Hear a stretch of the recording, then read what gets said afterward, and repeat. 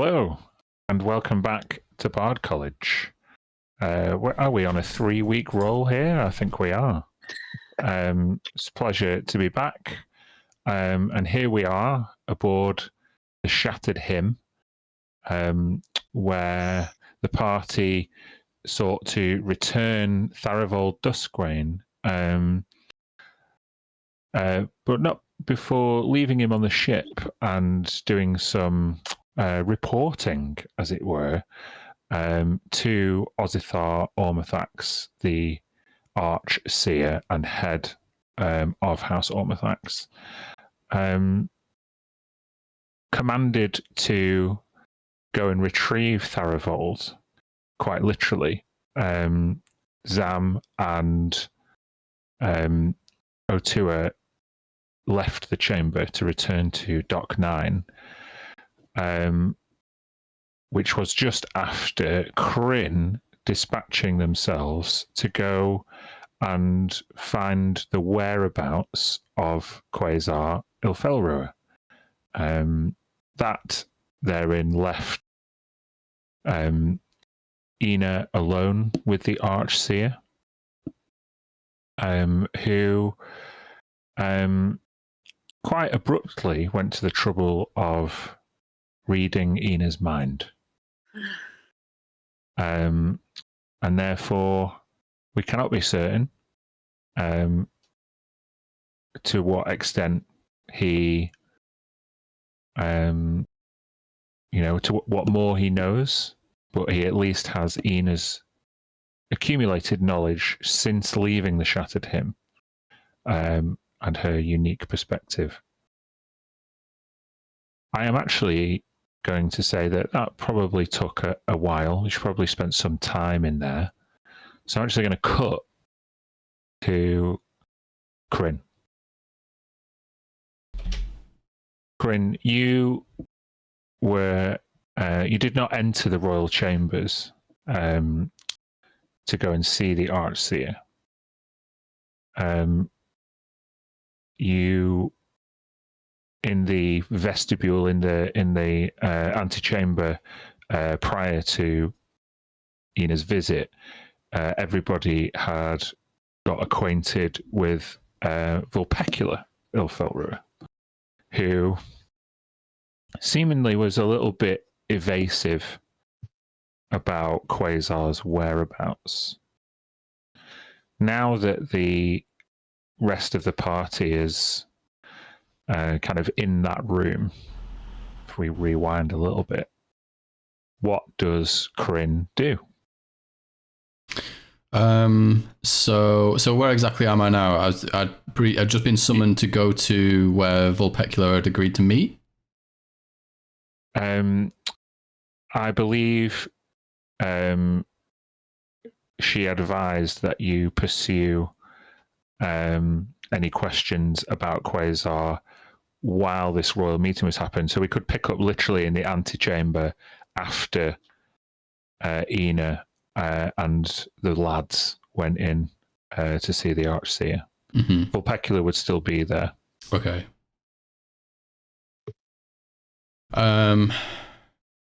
I'll take a look at her and see, does she seem like she feels worried? Did she seem sort of, I'd help if I got my character sheet ready. She seemed a bit taken aback and a bit worried when she greeted Ina. Do you want to do an insight check? Let's have a look. I don't know if I'm very good at these.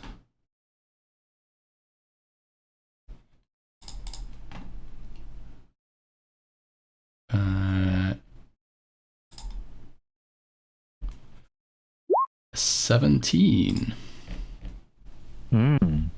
Now then, a 17 is pretty good. The impression that you get is that Vulpecula feels a little bit relieved to be out of earshot of Ina, harboring some weight, possibly guilt. She lets out a deep sigh of relief once the door to the royal chamber closes.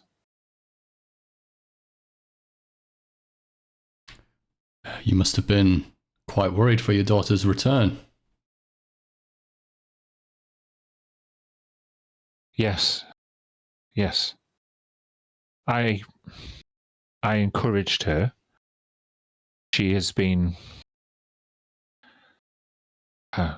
cloistered away in the reliquary of echoes for, well, ever since this ship made orbit. It's difficult. Do you have children? I don't. To watch them go through something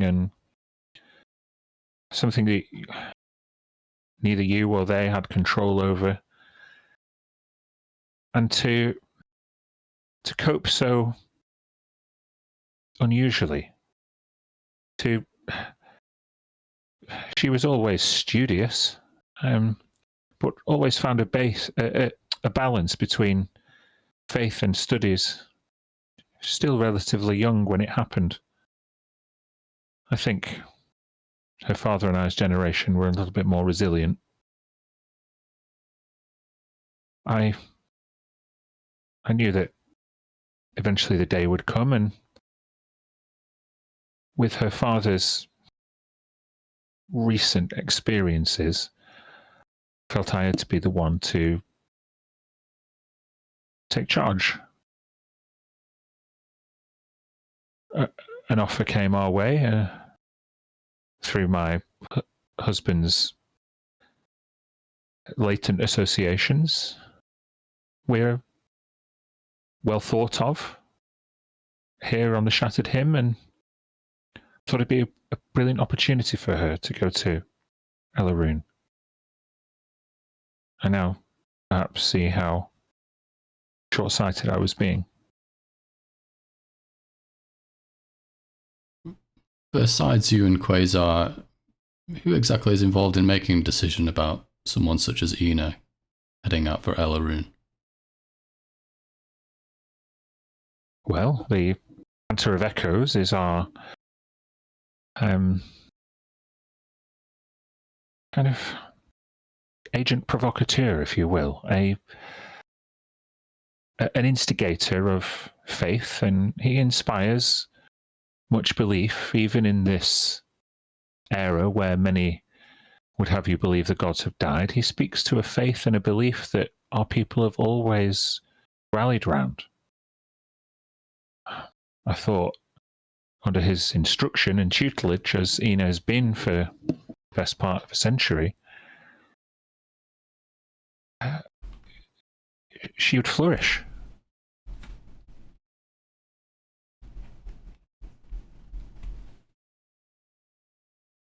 And so then, was Elleroon considered some part of that faith or belief, some prophecy? I gather that kind of thinking around the subject. Prophecy? No. Dornavar never spoke to us as prophecy. More about reunification. The old colonies have been fractured for a long time, since the Sundering, and if we're being honest, many decades before. And many are here aboard the Shattered Hymn, and many across the Triarchy resent those fracturings. They don't wish to be apart from our elven brothers and sisters spread across the galaxy. If someone like Ina could make a positive demonstration to build bridges between ourselves and the people of Elleroon, then who knows what connections could be made and what fortunes could be shared in the years to come. And stitch together the Triarchy, I suppose. Of course, that is a cause the Triarchy can certainly get behind. A rebuilding of the Ascendancy, a resumption of our traditional place among the stars. something that Quasar believed in passionately, obsessively. Oh. And she just puts her hand to her mouth. She looks in pain. Obsessively, as of more recent decades? Yes. To be honest, I was glad. Quasar has been a different man of late. I'm reticent to invite Ina home. That's why I came here personally, to meet her at the royal chambers. I don't want her to feel shame, but perhaps you could come and take a look. Of course. She offers out her hand like a lady who requires an escort. Mm-hmm. Yeah, I oblige, yeah. And you can see she basically maintains a fixed gaze down to the road in front of her, which is partly cobbled and partly manufactured.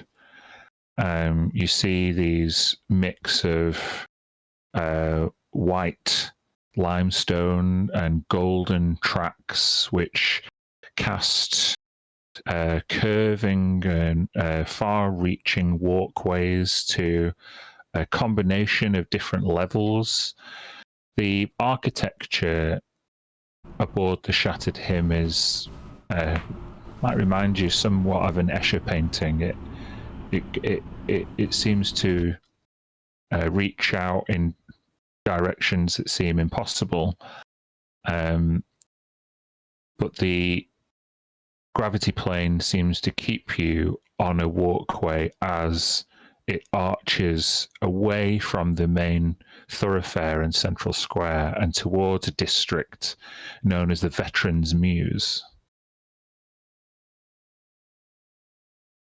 You can see these are much more modestly appointed former barracks.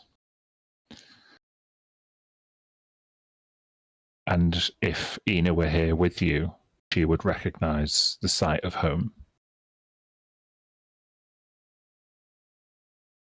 Leading you down a central rotunda, you can see a raised flag of the Ascendancy, this blue, dark navy blue flag with a golden star with a minor white trim. I'd just like you to make another insight check as you feel like perhaps his eyes are on you. Just an 8. You don't know if it's just you feeling paranoid. Definitely never been aboard a ship like... well, you've definitely never been to a place like this before. Going through the rotunda, you turn left past the kind of housing where kind of short-served veterans might live into kind of where the majors, captains, and lieutenants would find themselves in their retirement.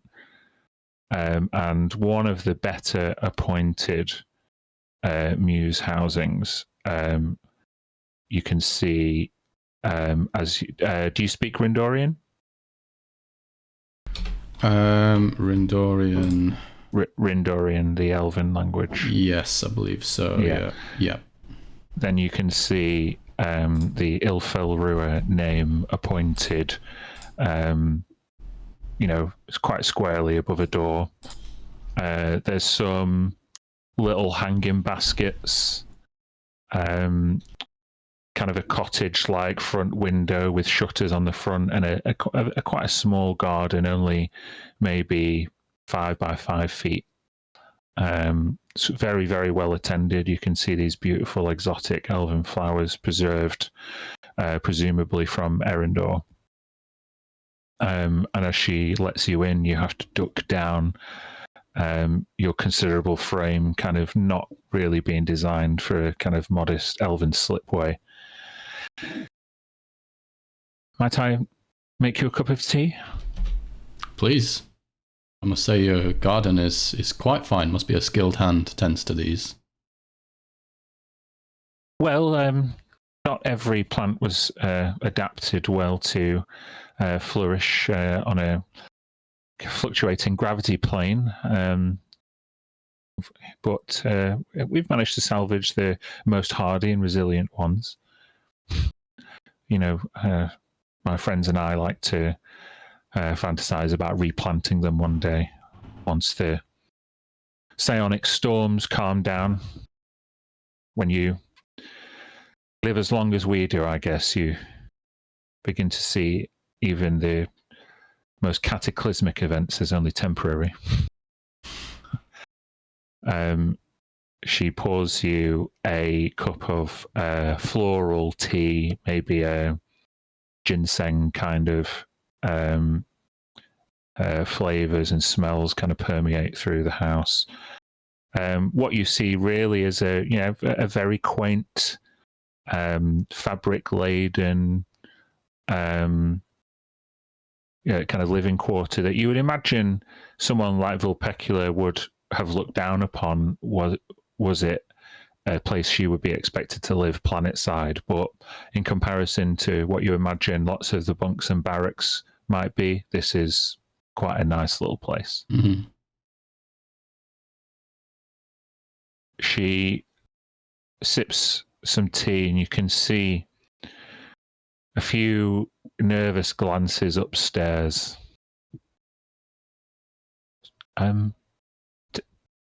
Tell me about where you're from. Oh, well, you know how Kython is. Can be chaotic as it is ordered and well developed.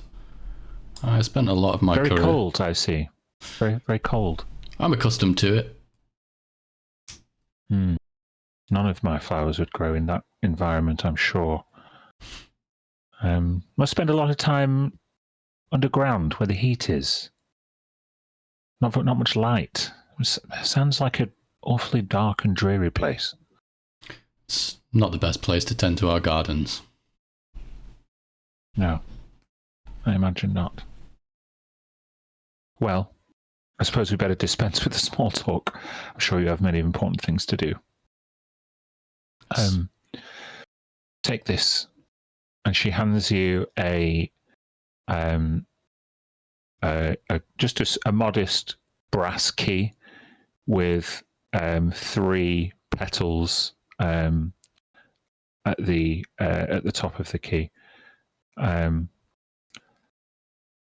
My husband's study is the second room on the right. I keep it locked wherever I can, especially if I'm having guests over. I see. Yeah, I will wander over towards that door. On the way, I think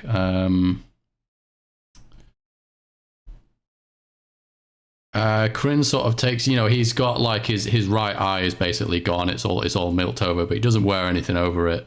And then as he walks towards the door, he sort of takes the back of his nail and like scratches the eye with a bit of a wince and casts Detect Magic.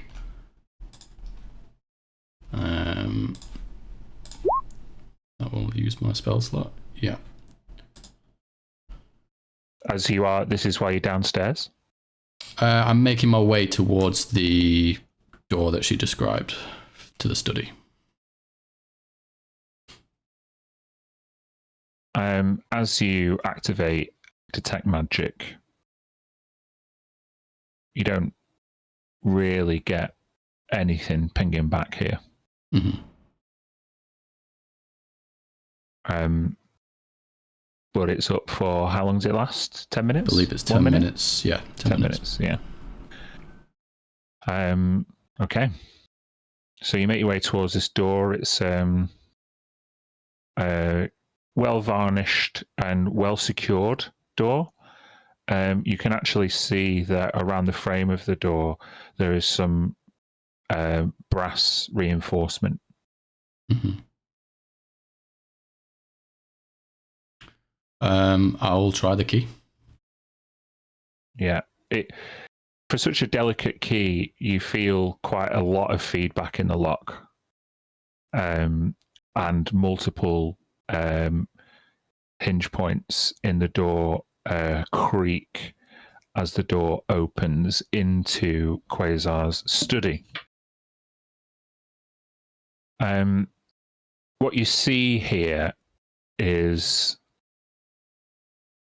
a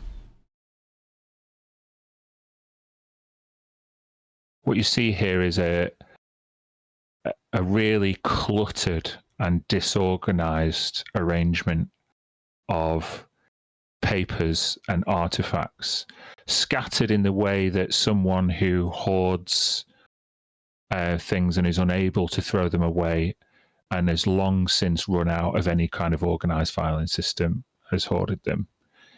You can see immediately why Vulpecula saw this room as a source of shame. Mm-hmm. At least from an aesthetic perspective. Mm-hmm. There's a desk with kind of a high-backed chair just next to a window. The window you can see has been painted with like a tar-like substance in order to stop anybody being able to see through. With your detect magic up, you can actually see that the tar-like substance is a form of leaded paint, because the detect magic you can see goes no further, whereas usually you would expect it to persist through kind of just a regular residential glass window. Your detect magic will give you advantage on an investigation check. Okay, let's give it a shot.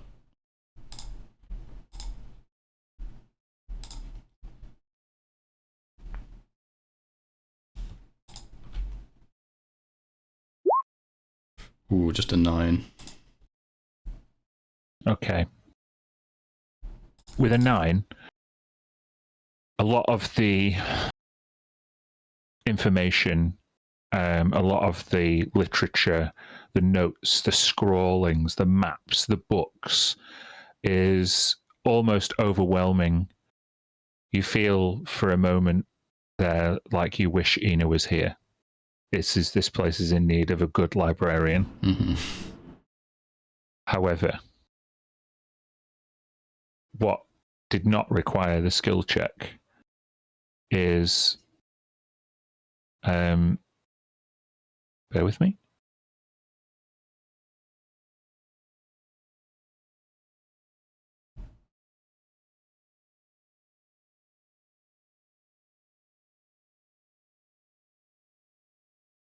You can see a like a golden mount on the corner of his desk, just in front of a bottled ship that he was working on fairly recently. The mount seems to have been partially deconstructed. You can see a soldering iron. You can see a few kind of shards and crystalline residue and burn marks. What is abundantly clear with your detect magic is there is a strong concentration of illusion magic in the middle of the mount, where otherwise you see nothing. Mm-hmm.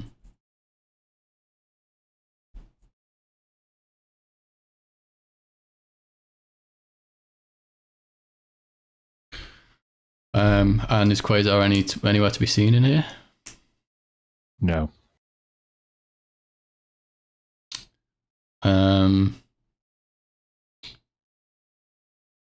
Sort of as I'm entering and closing the door behind me, I'll give it a knock.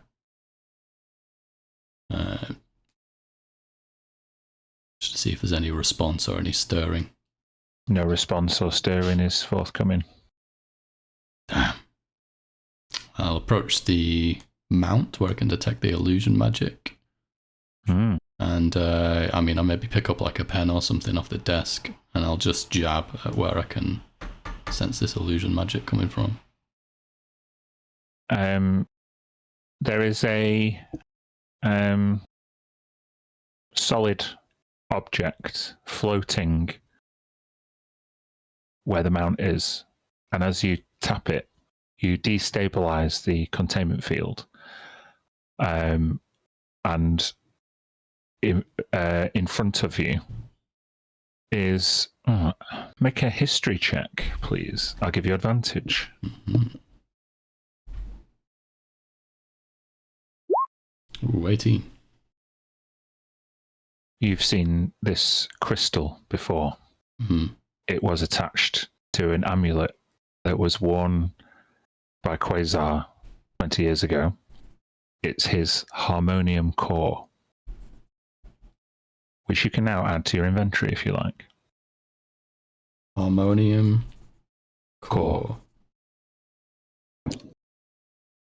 Is that findable on here? Yep. Okay. It should be anyway, if you've got homebrew enabled. Hopefully I'll give it a quick look now.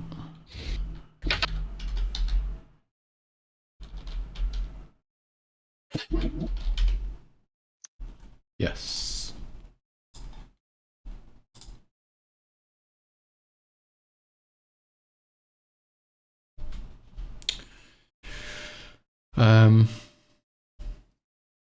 Yeah, I think maybe I'll swipe that quite quickly, pocket that.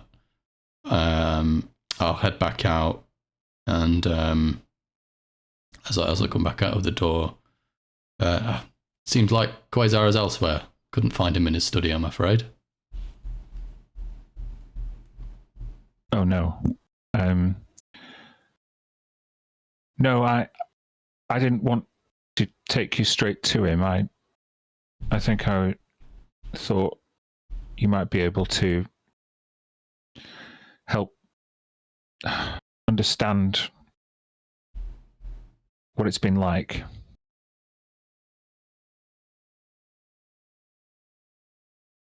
Quasar's not been well for a long time. However, in the past couple of days, he's deteriorated and become quite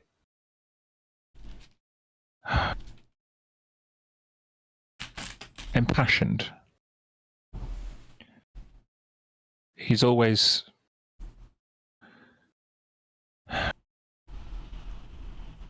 resented the Sundering, and for the longest time he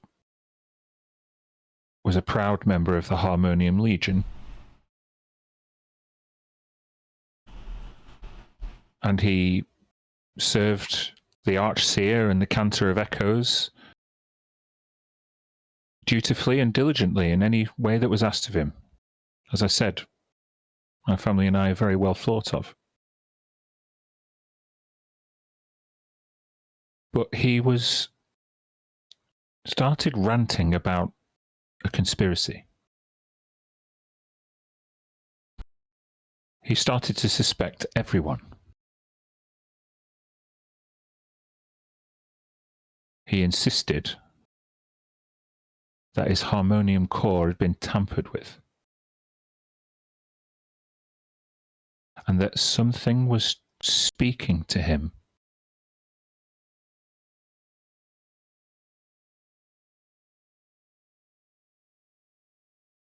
I I tried to reason with him. You must understand, I tried to make him see sense.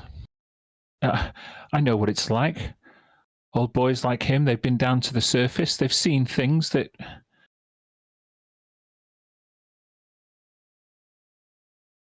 He lashed out at me. He accused me of being involved in this plot. He accused me of furnishing our own daughter to this madness. I didn't know where to turn. So I called the higher Bess.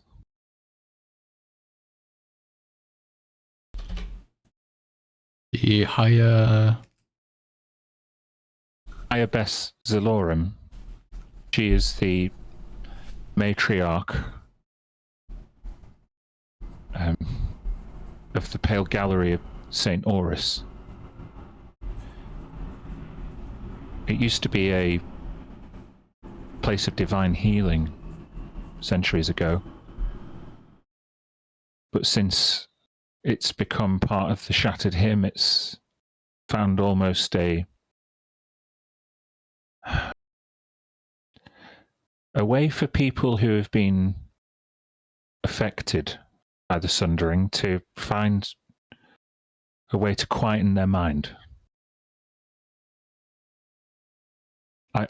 I didn't want him to go. My friends and I had discussed the prospect, but not really. Quasar was still there. Nobody was tampering with his harmonium core.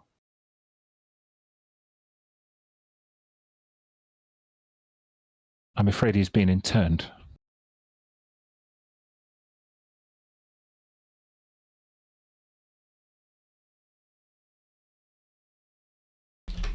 I see. And so, where is he being kept now? Pale Gallery is northwards in the... What's the front of the ship? The bow or the stern? Bow. The bow. In the bow of the ship where the corridors draw narrow.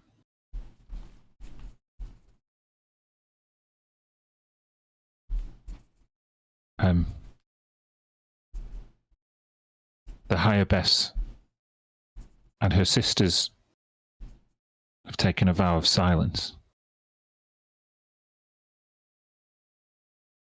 I would suggest it might be quite difficult to go and speak to Quasar if he's undergoing some of their preferred treatments.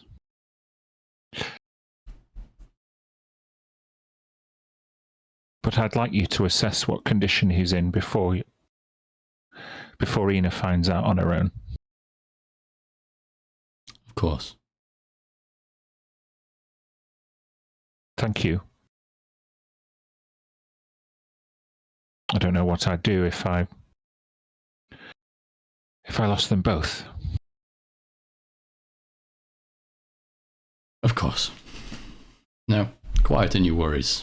These things aren't your fault, and while you shoulder the burden of them, they're not entirely your responsibility.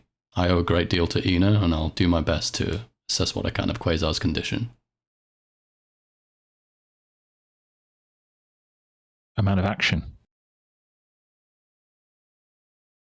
How we sorely need those. She takes your hands and grasps the top of your palm and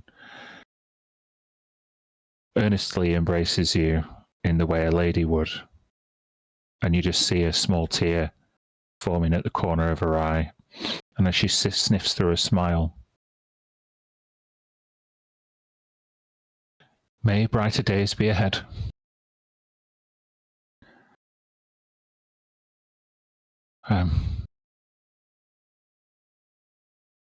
As Saint Arian always was professed to say that sometimes we cannot always see through the mists that veil us, but that does not mean the light is not on the other side. Let's look forward to more peaceful times once all this commotion is past us. All the better for tending our gardens. Right you are. And thank you for the tea. She waves you off. As your detect magic just fades away, you realise that the herbal tea that she gave you furnished you with a D8 temporary hit points. Let's go. 7, I'll take that.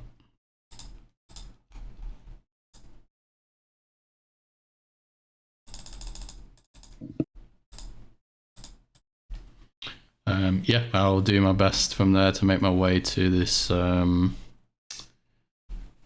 Pale Gallery of St. Aurus. Now then, briefly, just so I'm not just chatting to John for an hour, we will return to Dock 9 as seemingly beyond the powers of their own volition, Zam and O2 are walking towards the Weirquick and have been for 25 minutes. This wears off at some point, right? I hope so. It's weird. It's like I'm in a taxi, but I'm walking. Like I'm not even thinking about walking. I'm just going there. All you have to do is ask. I need to enchant us with this. I don't know. You just have this ability to wind people up wherever you go, don't you? Yeah, I can't deny it. As you get to Dock 9, you observe the Witterquick. There is a docking drone, something that is helping to stabilize the Witterquick's gravity plane and overlap it with the gravity plane on the Shattered Him. You see, they're a relatively dull constructs, but they have two very powerful kind of gravitational propulsion systems on either hand, and they are currently aboard the Witterquick at Thrixie's direction just to help stabilize things. You see Talon sat over the edge of the Witterquick, and he's filing his nails with a dagger that he seems to wield with particular grace and poise. And he looks over and smiles at you. I didn't expect you guys back so soon. Yeah, no, can't stop. Just keep heading as if he's not really there. I don't mean to be rude, but just can't help ourselves. Huh. Well, this is strange. Are you sure you're okay? And he jumps down in front of the Witterquick and at the docking area, and you can see he looks quite suspicious. What do you mean you can't stop?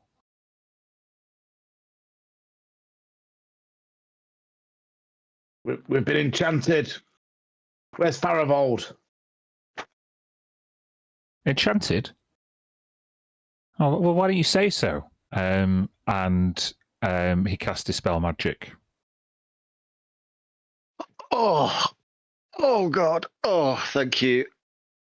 Oh, that's better. I didn't Why know did you you could do do that. Yeah, I can do a lot of things you don't know. It's the elf side of me, right?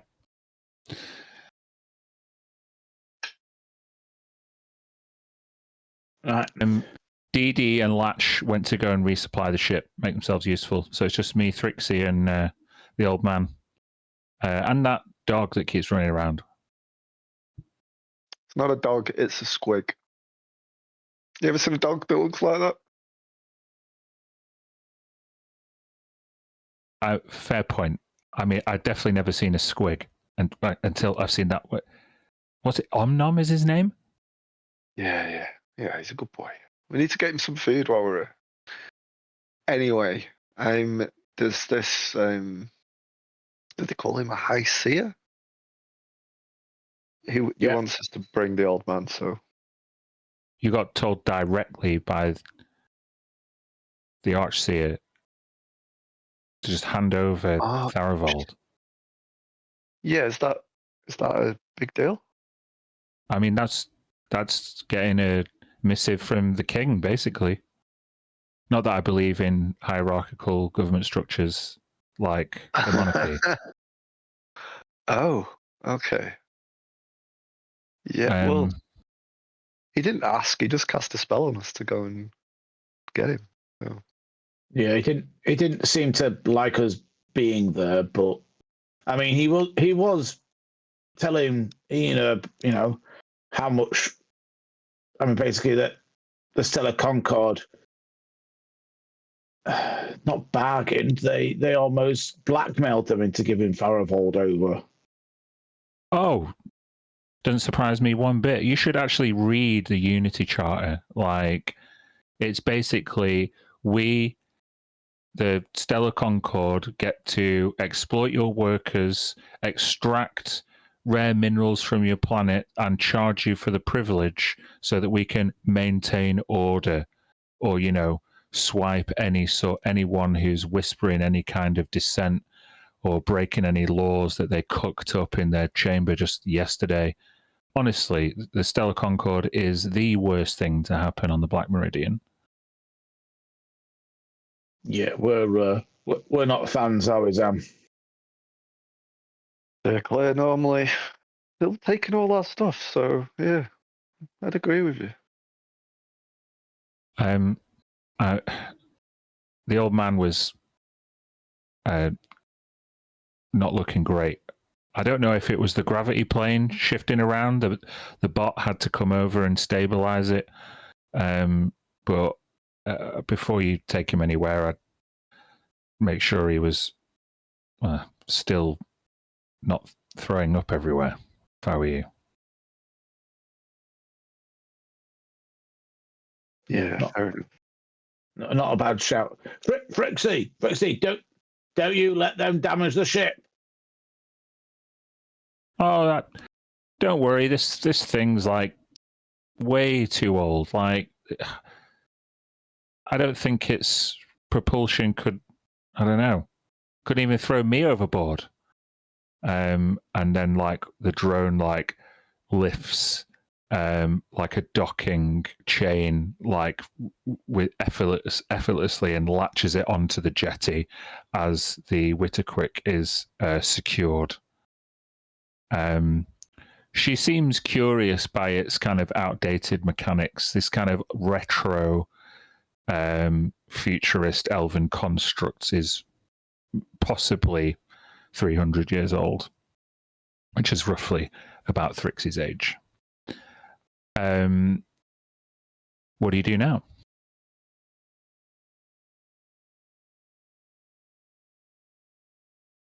Should we just get him, take him back?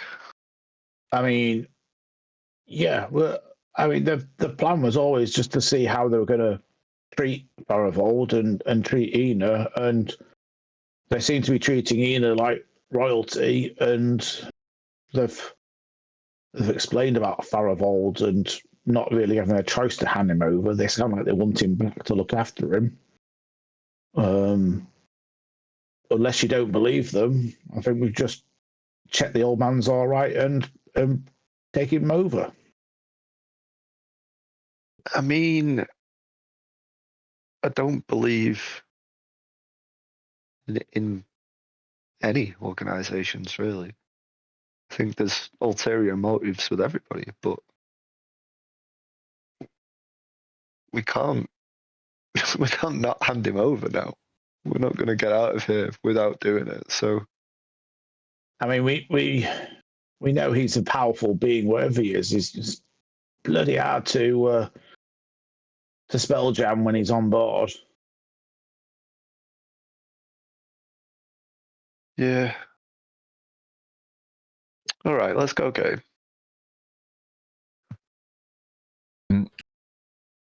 We cut briefly to Ina.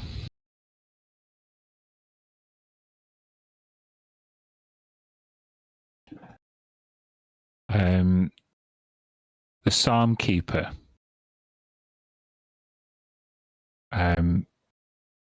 stands watching over Ina's shoulder as she still holds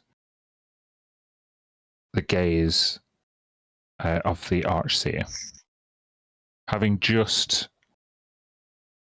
been released from this psychic connection, what do you do, Ina? What do you mean, Dornavar?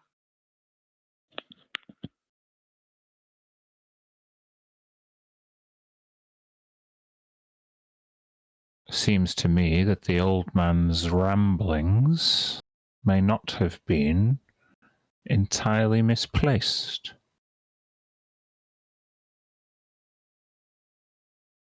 You were sent to Ellerune by the Cantor of Echoes, were you not?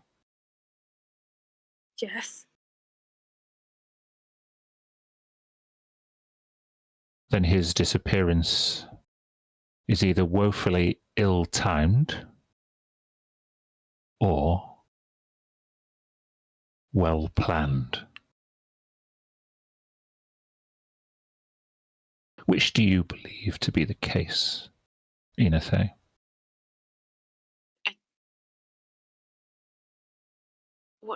What do you mean? What were his ramblings?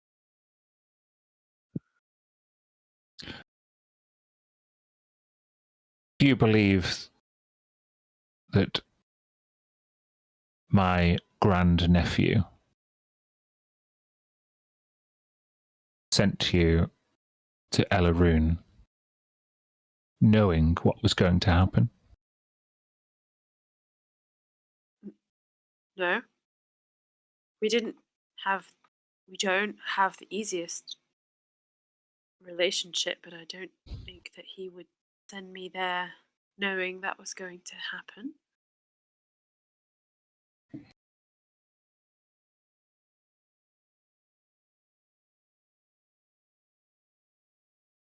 He has pushed the boundaries of his remit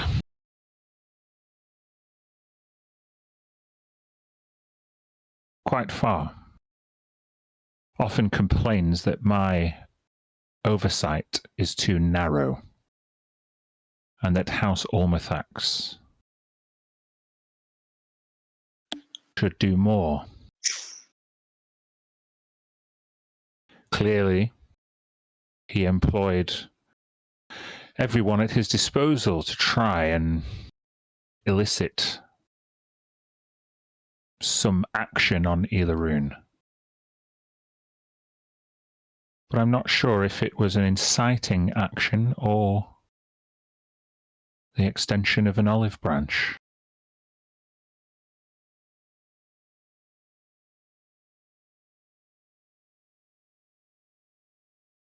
He keeps a very close contingent of the Harmonium Legion under his direct command.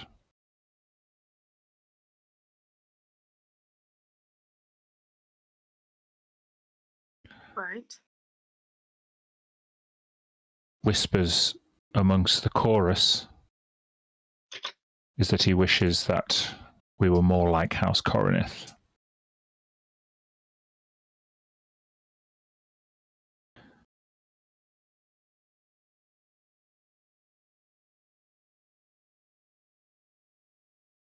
I worry that someone who craves military action might start a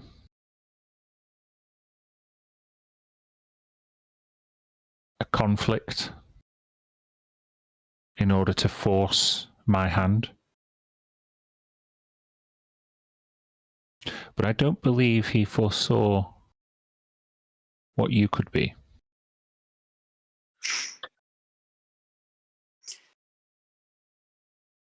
A hand for peace. I don't think that many people think peacefully about me at the moment. Fear not, child. You have brought us answers. And with answers, we'll gain knowledge. And knowledge will brief us with wisdom. And that will show us the way forward.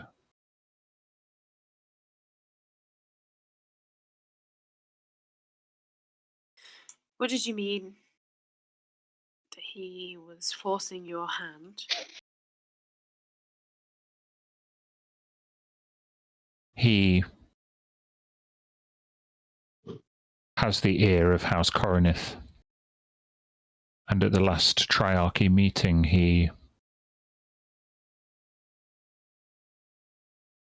the last one he attended, he seemed to make our house look weak through inaction. Seemed to want to compel my commitment of the Harmonium Legion into cordon sanitaire around Elaroon. He wants to resume the expeditions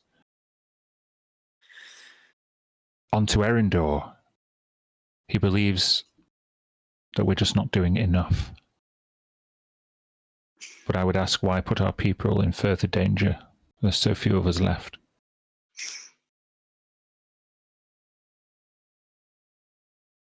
What do you think, my child? About what? Since the Sundering, the Triarchy has lost a grip of its former colonies and has left its home planet to ruin. Dornavar and people of his ilk say that we haven't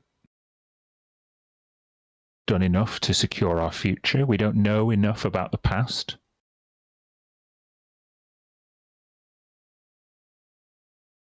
But I would say our future lies beyond Erindor, perhaps to new worlds. Maybe we should leave our ancient past behind us.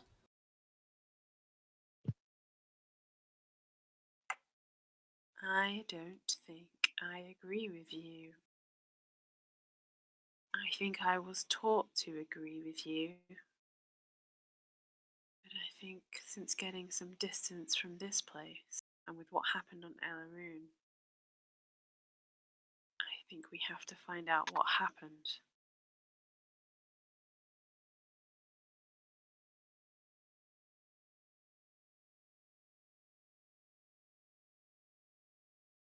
Then I'm willing, because of my faith in you and the tidings that you bring, to consider approaching the Triarchy with a proposal to resume expeditions. However, in order to help me make a compelling case. I need you to find out as much as you can.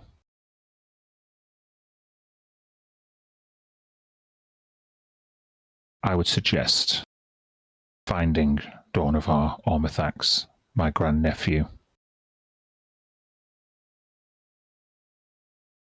and trying to ascertain what his plans are. Where was he last seen?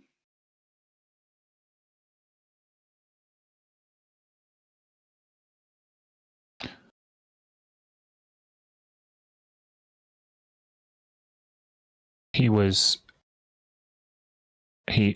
dispatched from Dock 9 not long after you left for Ellarun.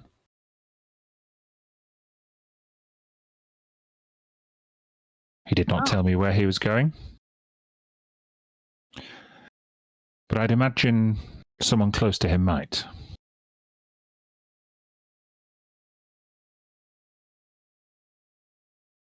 Best of luck in your investigations, my child. For you may turn the shattered him into a new direction.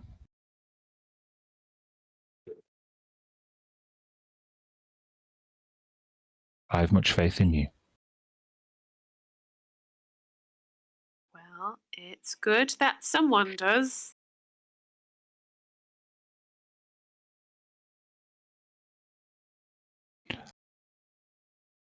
And on that line, we will go to a short break. Cool. All right. See you Back shortly. in a few. Cool.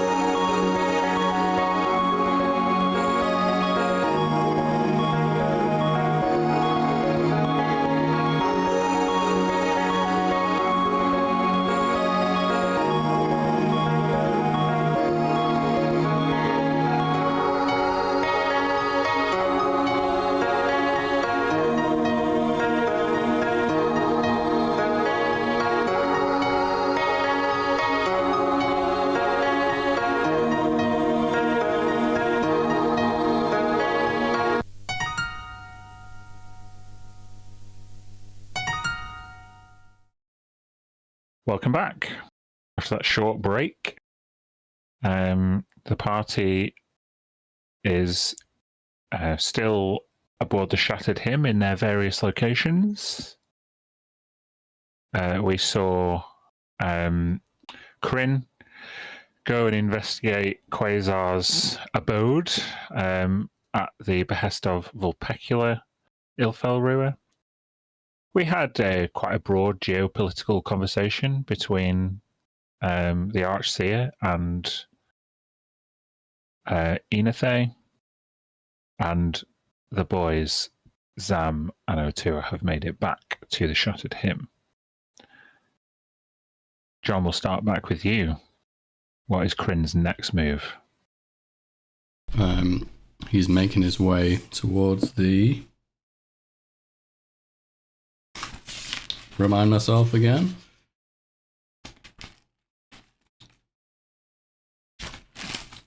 To the Pale Gallery of St. Orus. Okay, then that is where I'll take you. Here we go.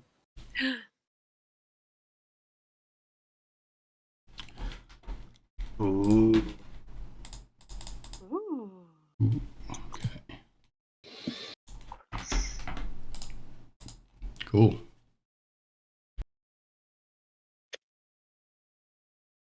Bear with me.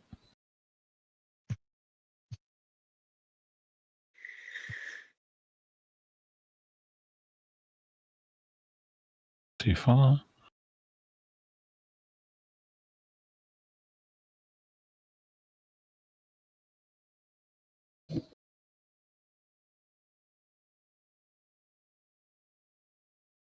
Okay, you, out of Vulpecula's recommendation, make your way to the bow of the Shattered Hymn, where you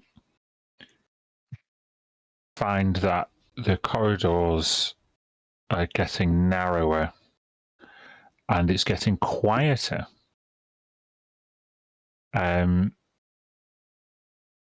There are archways combining traditional elven architecture and the futurist construction of the vessel of the Shattered Hymn. And you come to like a grassy boundary which reaches to the starboard and port sides of the Shattered Hymn. A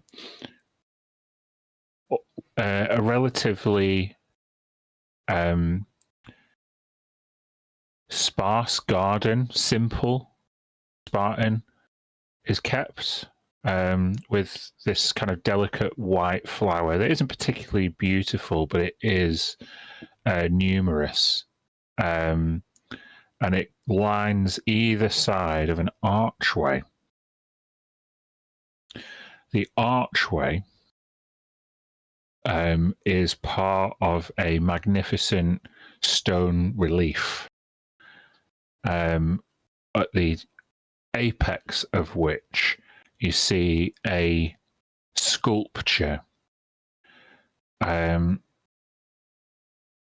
sculpture depicts an elven female with both of her hands clasped against her ears and tears streaming down her face, closed eyes, closed mouth. And as you would be able to read on the archway relief, you will see Saint Orus the Penitent, and underneath, in very old scripture, the doctrine, mercy through measure.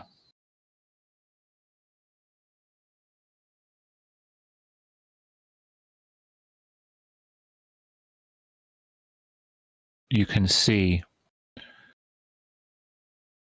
a silent congregation of sisters milling between the archways beyond the threshold. in relatively low lit, a relatively low lit atmosphere. What do you do?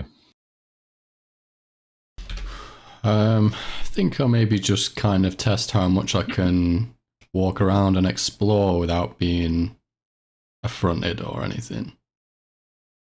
I'll try to observe whatever mannerisms seem appropriate. Cool. Then I'll give you either a perception or insight check, whatever you decide. Okay.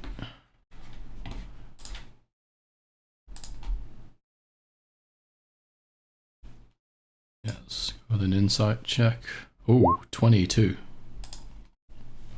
Okay, with the 22, what you observe quite clearly is that each of the sisterhood in attendance are wearing silver mouth guards, which you can't really see on this picture, but every mouth is covered.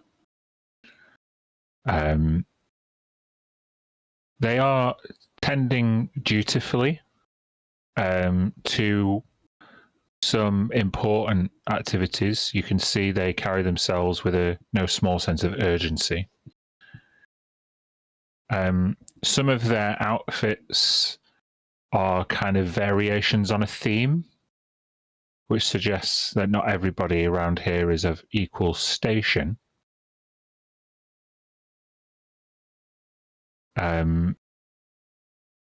Most people seem to avert the gaze of each other and stay looking down. You don't see any security, any guards. You don't feel like, with an insight check of 22, you would be immediately reprimanded for walking through the threshold.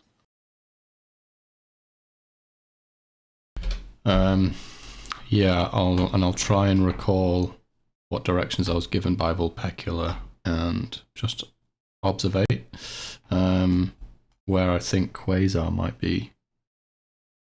You try and find him? Yeah, with maybe the approach might be trying to present as if in a kind of touristy way there's the opportunity to be in awe of all of this fine sculpting and everything like that, and maybe seem a little bit pious if there's like too much commotion or too many people around him as he's about to enter one corridor. He'll kind of act like he's praying and that sort of thing to wait his time and try and avoid wherever possible being noticed or bumped into. Okay, then it's a stealth or deception check. Oh yeah, I think it's definitely a deception.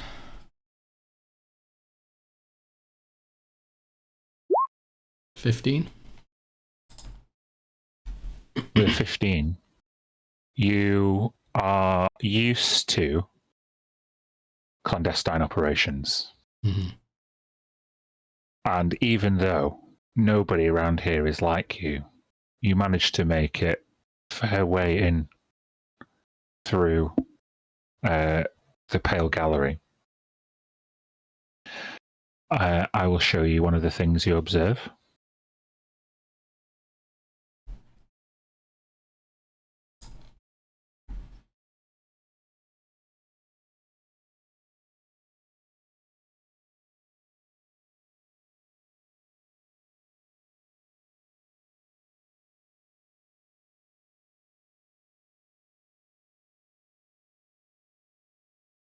These are much more what the sisters look like in this picture.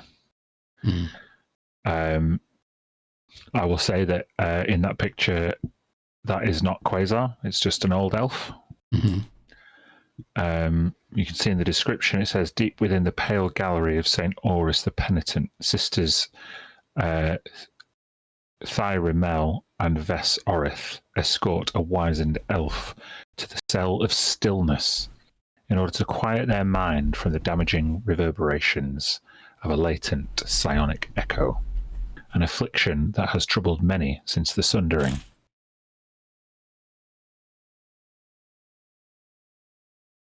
You begin to see that within the bowels of the Pale Gallery that this is not a place of worship, but a place of healing.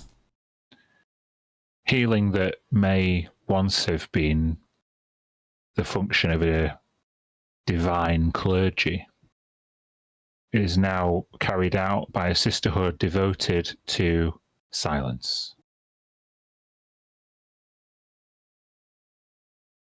You don't quite find Quasar before someone finds you, though. And that person is High Abbess Zalorum.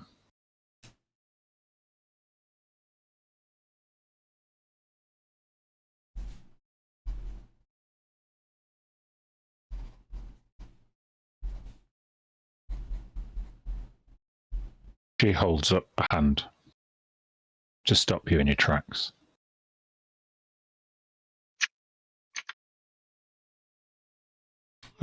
Yeah, I'll stop and kind of stand to attention.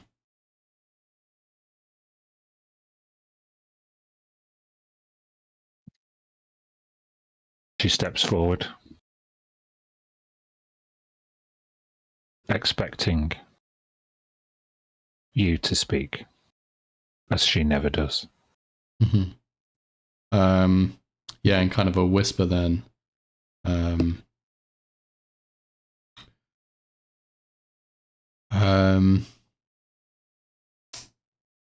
Come a long way and journeyed with the daughter of the Ethel Rua family. I was hoping to meet my old acquaintance, Quasar.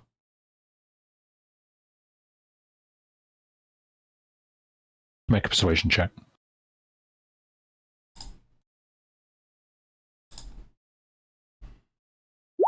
$25. He tilts her head for a moment and inspects your physique, your war wounds. What Quasar doesn't share in the former, he has plenty of the latter. And she doesn't question it. She turns like a headmistress on a dime before almost gliding down the darkest corridor. There, you find yourself at the very end of the Pale Gallery, in the final cell, outside the final cell.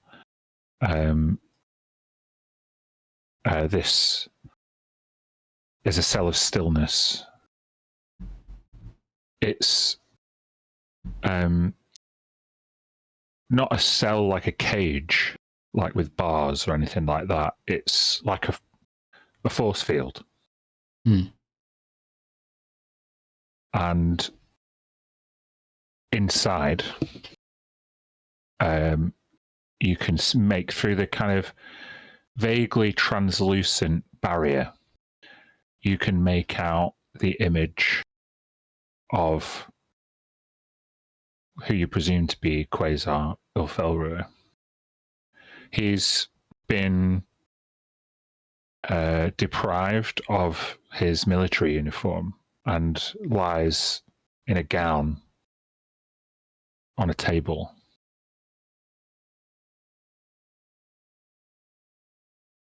Not moving. It's harder to make out any more details through this barrier. Higher Bestilorum stands about 3 feet behind you in complete stillness. Yeah, he kind of turns his head over towards her. He appears to be in quite poor health. She nods, accepting your analysis.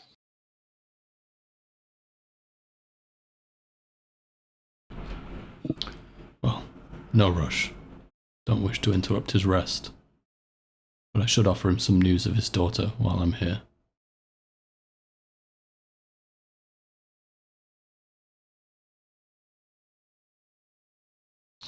She seems to tense up at the suggestion of direct communication. The air, the atmosphere feels tense, as if she needs some persuasion to allow you some direct communication.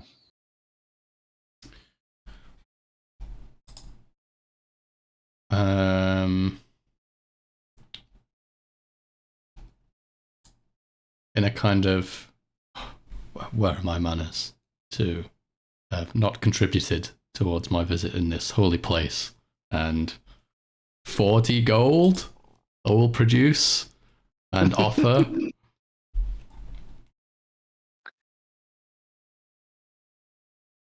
She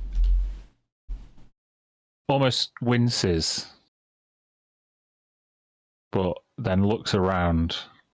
You can see this front part of the ship is where a no small amount of pressure is exerted as the shattered hymn charts a course through wild space. And you can see that pressure as cracks start to form. In a previous era, an offer of money to a well-appointed sister of dutiful clergy would have been nothing more than an insult. But in an era where the astral ascendancy's compliance has been brought out by the venture capitalist organization of the Stellar Concord, it seems as though everything on the shattered hymn has its price. Mm-hmm. She produces a silver bowl and almost curtsies and looks away as you deign to make a donation. Mm-hmm. Yeah, I'll enter the gold. She takes it away and nods respectfully. You don't think that she will leave you very long. Mm-hmm. She places a finger over her mouthguard and then leaves. Yeah, after she's left, we'll kind of hand on the harmonium core, kind of toying around with his thumb in his pocket. He kind of almost just whispers to himself, "Come on, Quasar, let's get a good look at you." As you're holding the harmonium core, I will say that the journey from picking it up to bringing it here would have been the same amount of time as a short rest. Ooh, Do you yes. wish to attune to it? Yes, definitely. Tuned. As you mutter these words, clutching the amber crystal, you say, "Come on, Quasar." Huh? In your mind, you hear, "Who is it? Why would you leave me alone?" In his mind, he replays the exact memory of when he first saw Quasar after coming back from Erindor, and says mentally the same words. Do you recognize my face, Quasar? You see through the semi-translucent barrier that the elf on the other side is stirred into action. And it's before long he presses his face up against the glass.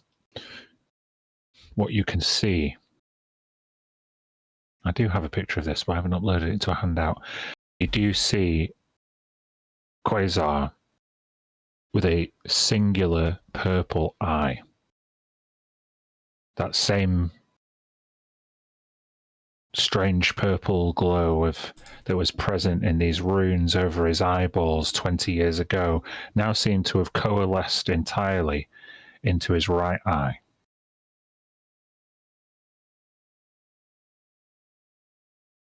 I'm sorry, what did you ask him? If he recognizes my face.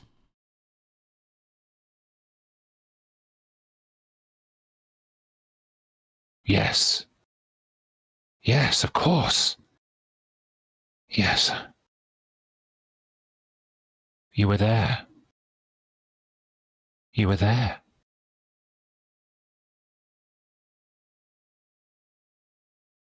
"20 years ago. Just the blink of an eye for you, right?" Barely even time to conclude my investigation.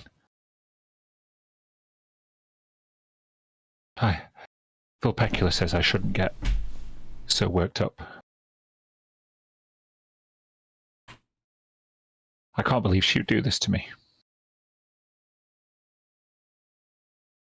What has she done to you, Quasar?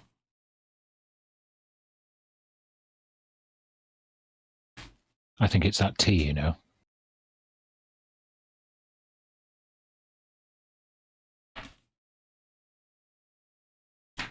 Just every day.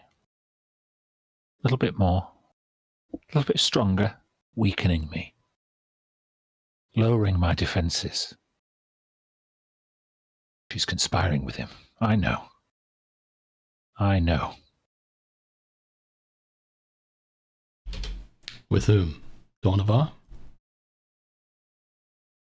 Don't whisper his name here.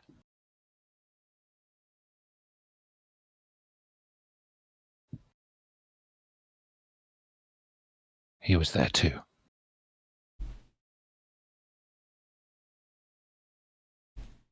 He got to it. He got to it.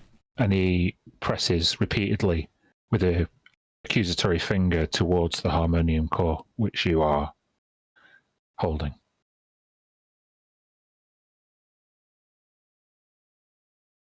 What, this? Yes. This. My core couldn't stand it anymore. The frequency, the echoes, the voices, what used to be a source of strength has now become nothing but a drinking veil to madness. It says things that it didn't used to say. I no longer hear my brothers. I just hear him.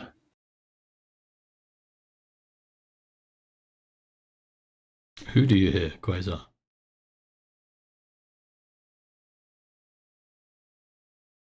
Calypsico.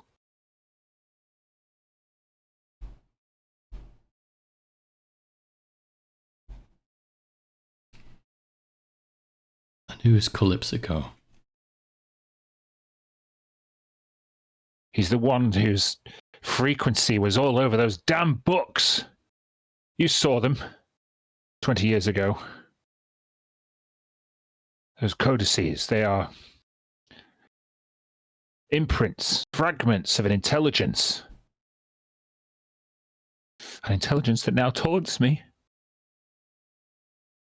One that Dawn of our Ormathax has sought to turn against us. To turn everyone against me.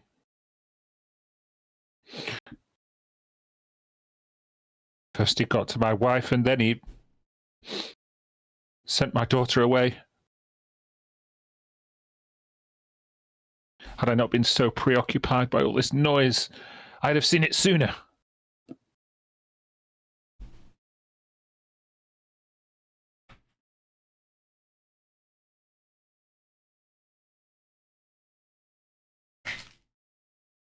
Please. Go on.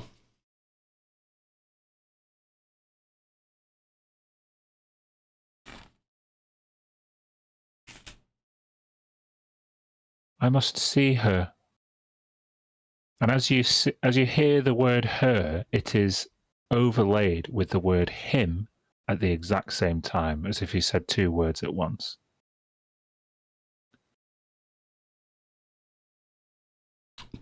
Quasar, I didn't see who? Now, Quasar speaks in two voices that say, in unison, both, bring her and bring him here.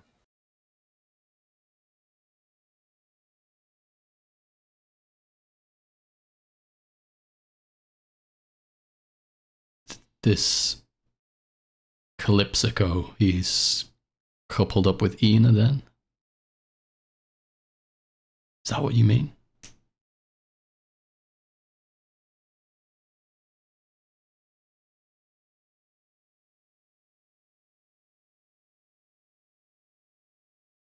It's the Calypsico that drives me mad. You must be able to hear it. Can't you hear it? And he starts crying. I don't hear it, Quasar.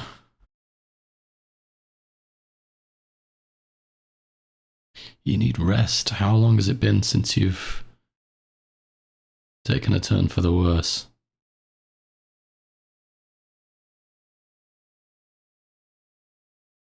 First you say that 20 years is barely any time at all, and now you worry how long it is since I've rested. We don't need rest. I'm a legionnaire. I'll rest when I'm dead. And he hits his head against the force field.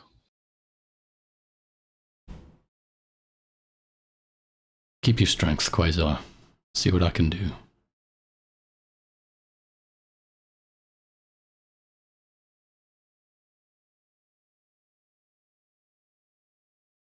Ina.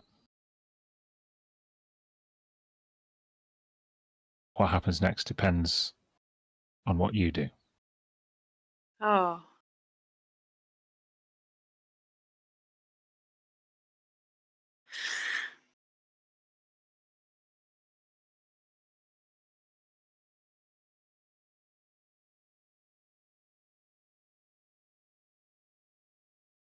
Just the question, what am I doing?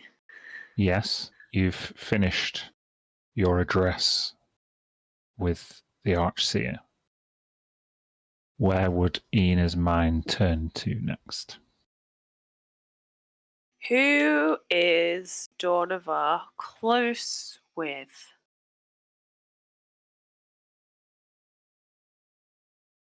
It's not an answer I can give to you. It's not something that I would know. It's something that Ina would know. It's also something that it's something that Ina may know. Make a history check.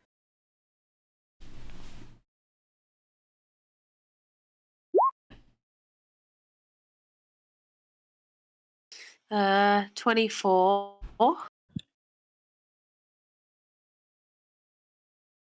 With a 24, Dornavar did not keep many friends.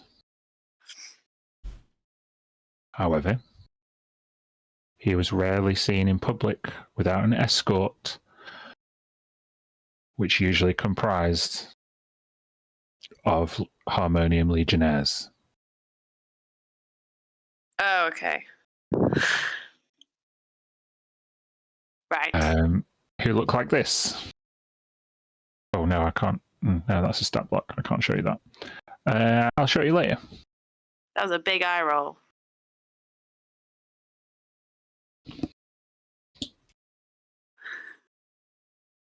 What are you doing?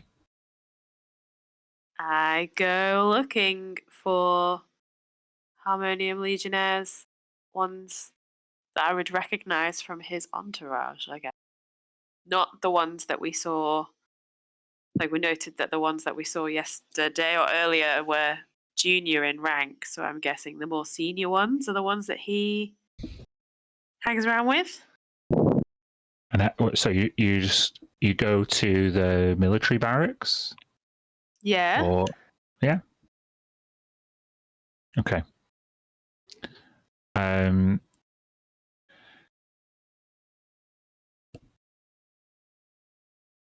You go to the direction of the military barracks, which is actually on a level kind of above. They are quite close to the surface or the outer shell of the Shattered Hymn because of their need for quick deployment to the docks. So you're actually heading back towards Dock 9, but on a slightly raised level. I would like you to make a perception check. Okay.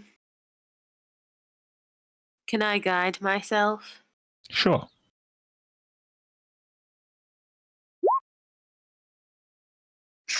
Oh. 25. With a 25, you hone in on the rhythmic marching footsteps of a clutch 4 Harmonium Legionnaires of a senior rank. You see them marching very purposefully towards the docks. They are armed with psionic glaives and push past a civilian who is unfortunate enough to cross their path.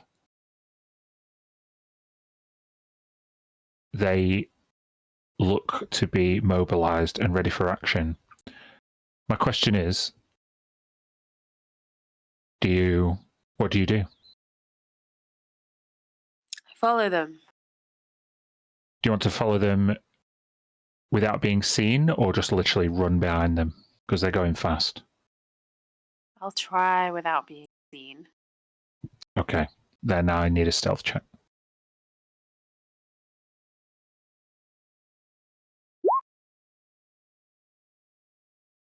With a 16, in order to not be seen, you have to drop back a ways and dart between side roads to catch a glimpse of where they're going without disturbing them. You make good progress. They descend down to Dock 9. At which point, we'll go there.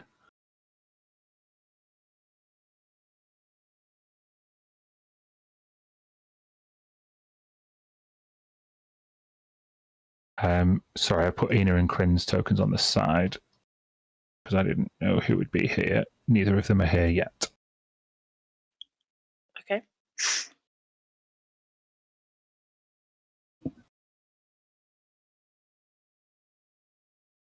We see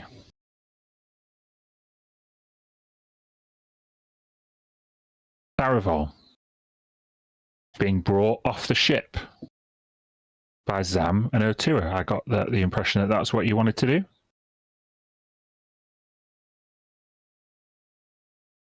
Yeah, we're just going to go collect him and bring him back, right?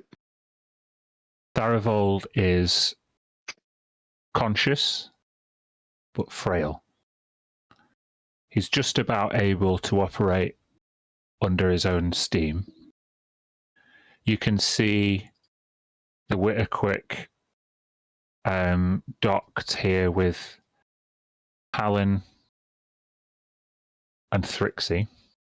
And you can see this docking drone aboard, as I described earlier. The doorway onto the jetty opens ahead of you, Zam and Otua. And appearing through the doorway are the very legionnaires that Ina was just tracking.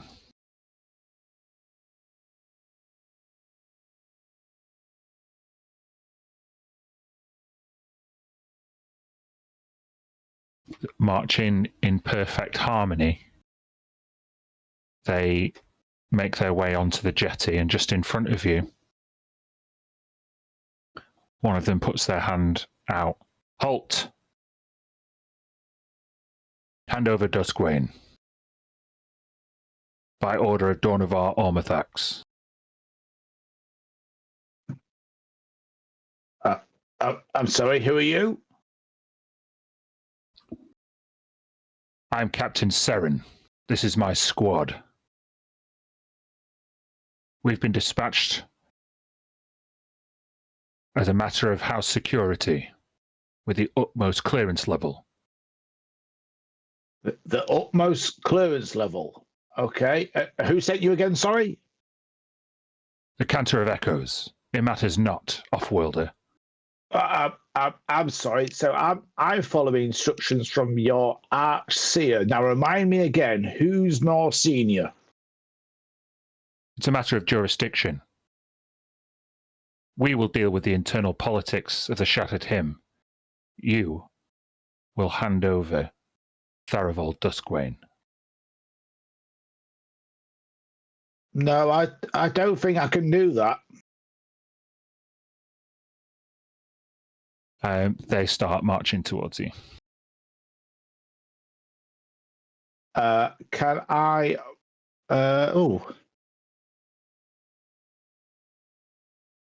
Just hold it right there.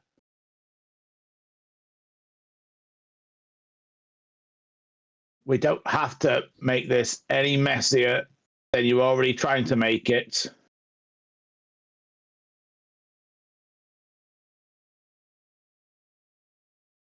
But we're just following orders from your Archseer. That's who we're bringing Tharivold to. If you've got a problem with that, you go talk to him yourself.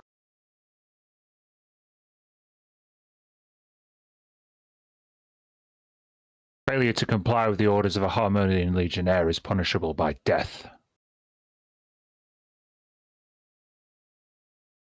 I'd choose your next actions carefully. Now hand over Duskwane.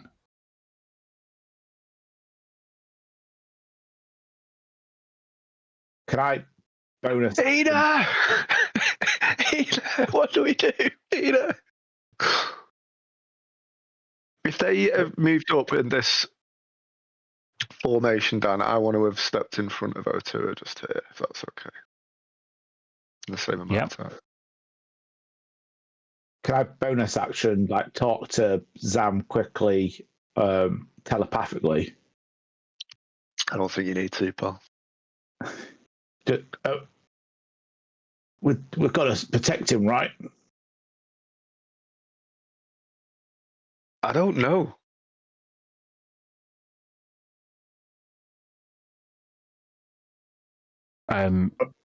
All four of them, in perfect harmony, click their psionic glaives and they start whirring.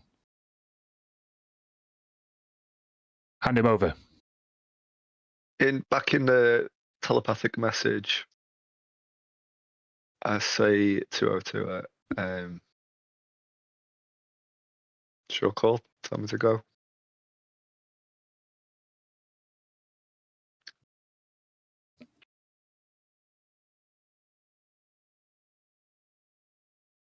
I'll at that point then I'll Frixie, Latch, get down here and look after Tharivold. Is that a refusal to comply? Yeah. Then can you check your tokens are in order, because we're going to roll initiative. Ina, you're not far away, but I'm afraid Kryn is. However, John, I'd like to do a little experiment. Would you rather pilot Talon or Thrixie? Or both? Ooh,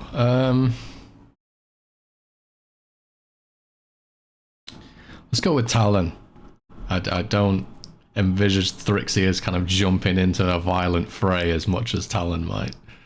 If you say so. Then I should, if I show you this stat block, I wonder if you can operate it. Let's see. This is Talon's stat block. I don't get any information from it. I just have his picture. Oh, really? Yeah, it doesn't really show me anything else. That is a shame. Um, You should be able to, on the last page, edit who can control it. give me a second. A bunch of tabs on it. I think the last one has normally got an edit. And Can then be to drop edited and down. controlled by, yes, there we go. Yeah. Kryn. Let's try that. Oh, it's loading something.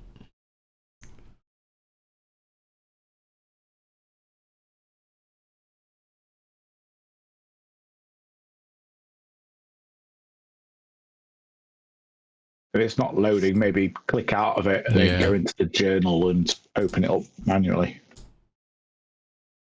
Here we go. Yeah, I think actually I can click on stuff. Let me see if I...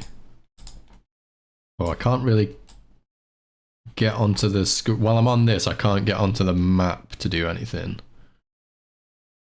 You should be able to move the... Yeah, there you go. I can do that. If you just click like the actions, there's Whisper Knife and Cutting Quip. You should be able to do those.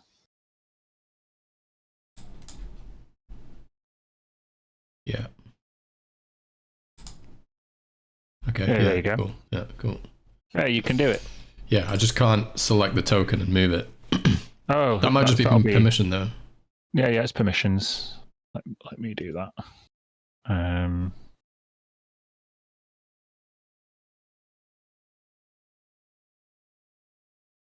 Yeah, there you go. Sweet, yeah, perfect. Okay, for the purposes of this combat, you are Talendrix. Cool. I guess I will take Thrixie. I just need to add her to the turn order.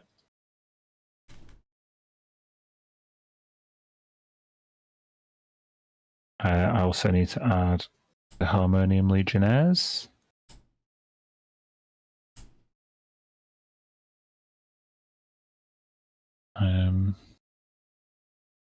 Hold on.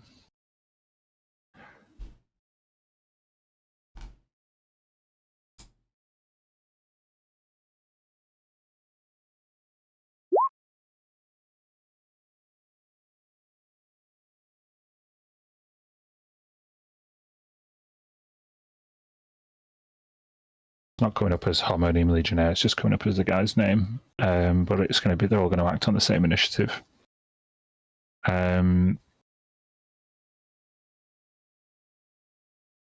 Ina's in there. Okay. Ina, we're going to be positioning you way down here, but you're not going to be there yet, if you get that. All right. So let me just put, sort descending. All right. Zam, you hear O2's request to Talon and Thrixie. Oh, there is one thing I had to do. Bear with me 1 second. Is Latch on the turn order? No. Is she on the screen somewhere? Oh, yeah. Those two are not meant to be there. They're just... I didn't know who was going to be there. Bear with me 1 second. And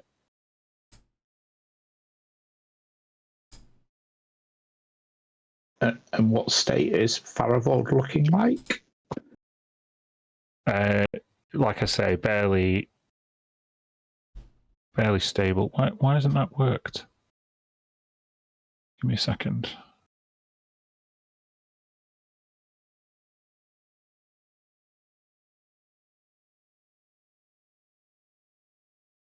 There we go.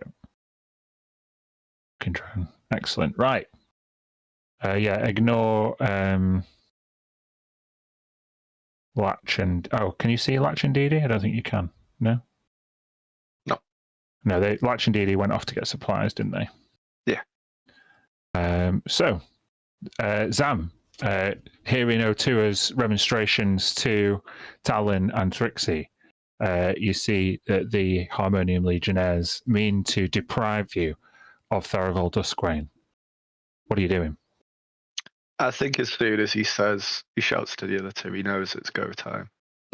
So, I don't know if everyone knows, but I rerolled Zam into a barbarian. So as a bonus action, I'd like to rage, please. Cool. How does it look when this gelatin rages? I was thinking about this, and I think it is a cross between a classic Hulk out, because he's going to grow in size, so everything's just going to get larger. But the way that I describe it happening is in Ghostbusters 2, when they're in the court and they're shouting at the slime, and it all starts getting bubbly in the jar, and then like starts kicking off. It's kind of like a Hulk explosion of that. Like it boils almost and bubbles, and then he just is in like a larger shape. Very cool. He is, if I just get it on the character sheet, it is Passive Giants subclass Barbarian. So he, sorry, it's the first time I've done this. Increase reach by 5 feet. The giant stature part to that is at the end. And I grow too large, so that'd be 4 tiles. Cool. And I'm going to go directly in between these. And I'd like to shove this guy here in an attempt to push him off the side of the gantry. Okay. Bear with me. So that is in 2024. Is this where a shove is it no longer contested? I'd prefer to do contested if it's on it. If I'm honest, Contested's fine. It's just I think I've that's got what shove we here. established last time, yeah. Unarmed strike. Shove is towards the bottom somewhere. Yeah, shove. The target must succeed on a strength or dexterity saving throw. It chooses which. Or you either push it 5 feet away or cause it to have the prone condition. The DC for the saving throw equals 8 plus my strength modifier and proficiency bonus. let's try that. Go on. What would it be? 8 plus what? 8 plus Proficiency is plus 2. 7. 8 plus 7, which is Sorry, no, plus 6, so it'd be 14. 14. Yeah.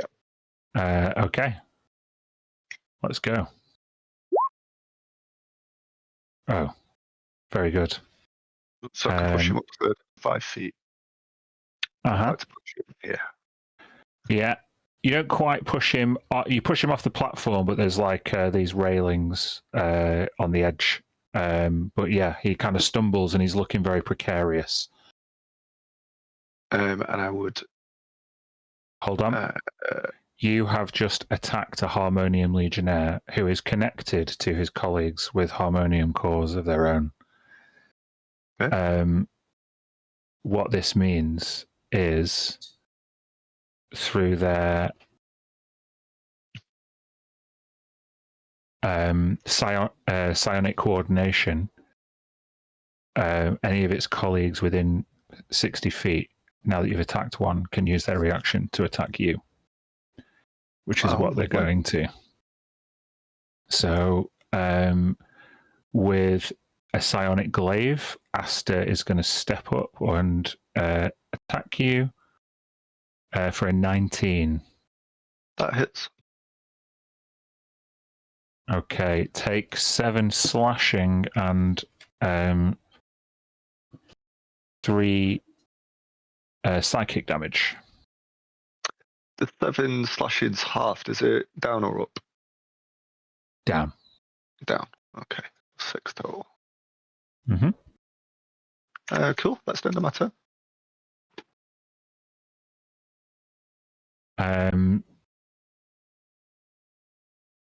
Not quite, because Iverion and Phantalos are also going to use their reactions. They can do the exact same thing. They are not within range of the psionic glaive, but they can bring out their pistols.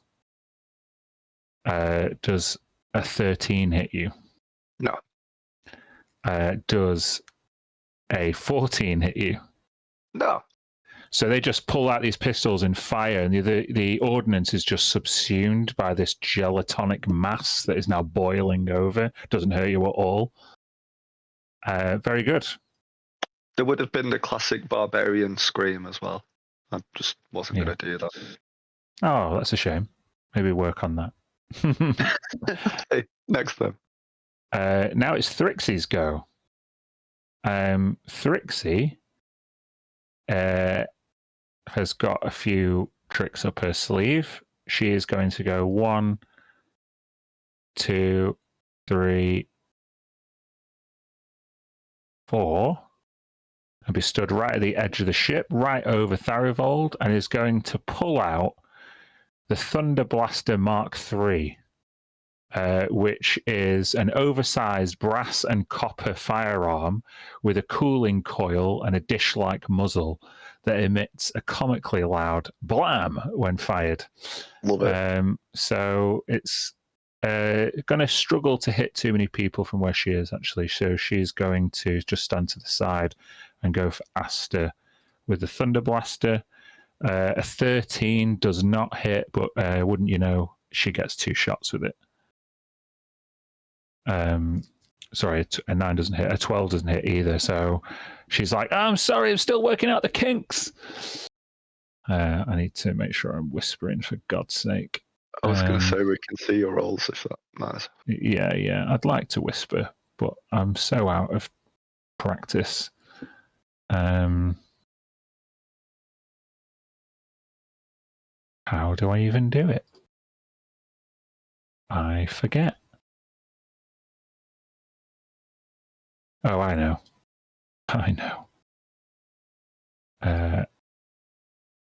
As if I could forget the thing that boiled my piss for 4.5 years. There we go. So, yeah, that misses. Okay, it's now the Harmonium Legionnaires go. Seren is going to have to make an acrobatics check to get back on the platform, which I think actually, I think Talon is not on the list. Oh, good. He was at 14, I think. Okay, that's fine. Sorry, I didn't know 14. why he didn't get added. So we'll just put Talon at the top, if it'll let me. Yeah, okay, there you go. Oh, it's Talon's go then. Okay, let's see, 30 feet. We'll go 5, 10. Oh, just something that wasn't working on that stat block, John, is that the dagger, like any other dagger, you can throw for 40 feet. It'd be the same attack roll. Okay, yeah. You can also summon it back to you with a bonus action. Okay, as long cool. as it's within 60 feet of you. Yeah, in that case then, Talon's going to hop down. 5, 10, 15, 20. I'll do.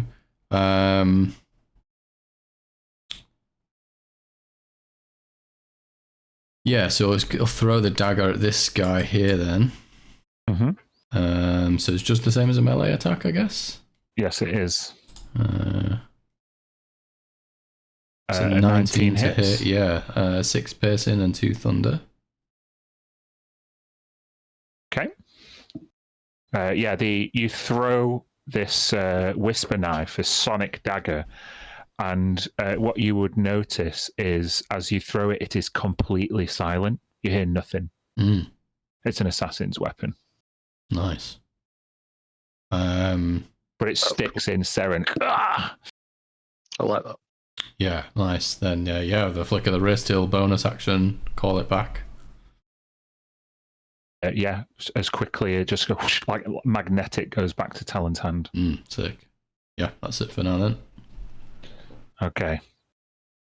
Now it's their go. Seren's still going to make an acrobatics check.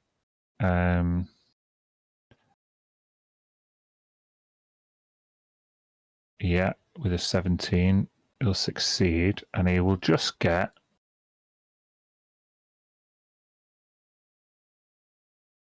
up here.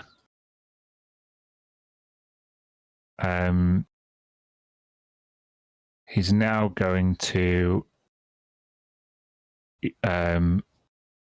seeing as he just got hit with the whisper knife, he's going to use his ability psionic precision, and with a focus of all his mental energy, he basically charges up a strike by using a bonus action, which will mean that he does extra damage on his next attack that hits you for the rest of this turn.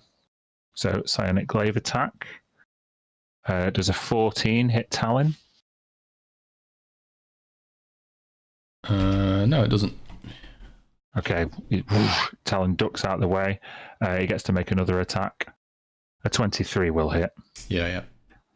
Okay, I need you to take 9 slashing, 6 piercing.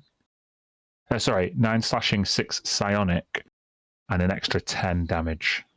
Whew. For the psionic precision. Is that like 25? Yeah.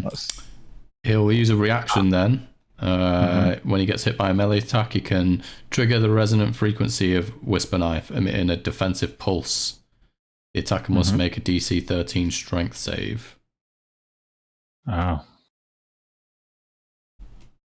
They're not very good at those. Oh, I rolled a 16. Yeah, I think that's just no effect then if he succeeds. Yeah, I think so. Yeah. Okay. Yeah, well, that's These guys hit hard. Well, that's their big boy hit, to be honest. So Aster's now going to go forward.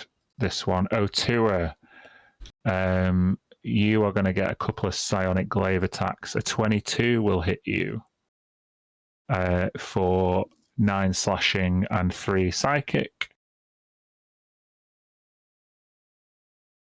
And the other one is not a natural 20, I don't think. No, it's just a 20. It does 4 slashing and 3 psychic.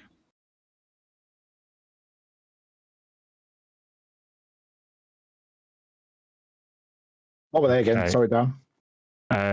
9 slashing and 3 psychic. Yeah. And 4 slashing and 3 psychic, I think. Perfect. Thank you. Okay. These two are going to keep on firing. I don't think they would run straight on to Zam, would they? Oh, would they? I don't know. Let's take a couple of stun pistol attacks each. Zam, fucking Iverion can't hit the broadside of a barn. Of the 4 shots that could have hit you, only one is going to hit you, which is Phantalos' second attack. It's going to be 9 force damage, which I don't think is reduced when you are raging. It is not.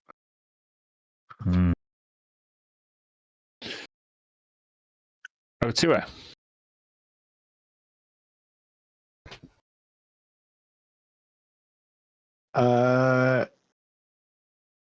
Yeah. Otua is going to... Wait. Oh. Oh, I had to go with Thrixie. Yeah, sorry, carry on. What's Otua doing? So there's the Legionnaire in front of him. So I am going to cast without any verbal or somatic components. So they don't know XP is doing it. Phantasmal Force. Okay. The DC 15 intelligence saving throw. Okay. I rolled a natural 1. Amazing. So I'll put the description up.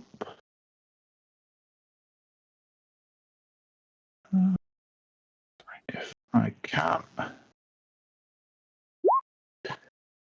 So it makes it look that the object or other phenomenon, I want to make it look like he's just been cast into space. He's surrounded by open space. Just like the sheer cold and being on his own, he can't see anything, no planets, just stars at distances around him. Okay. So he takes 12 psychic damage? Yes. Very good. You just rack Asta's mind with this fear-inducing illusion as he believes that he's just been teleported into deep space. And then I'm going to step. There's a space to step back sort of there. Yeah. And you turn? Can I just like... Zam, protect Talon.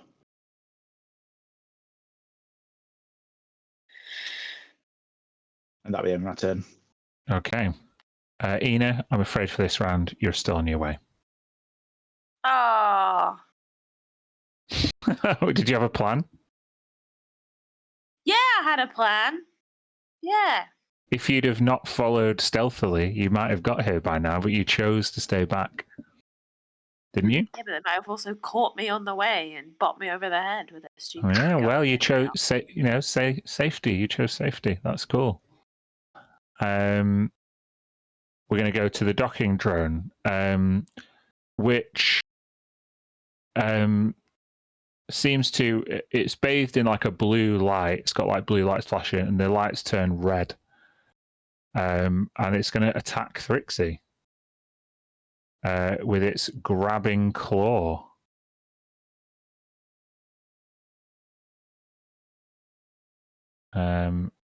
Thrixie's AC. Yeah, that hits for 6 bludgeoning damage. Thrixie's not the most robust. Oh god, it's going to get 2 successful hits. Oh god, if you guys like Thrixie, she's in trouble.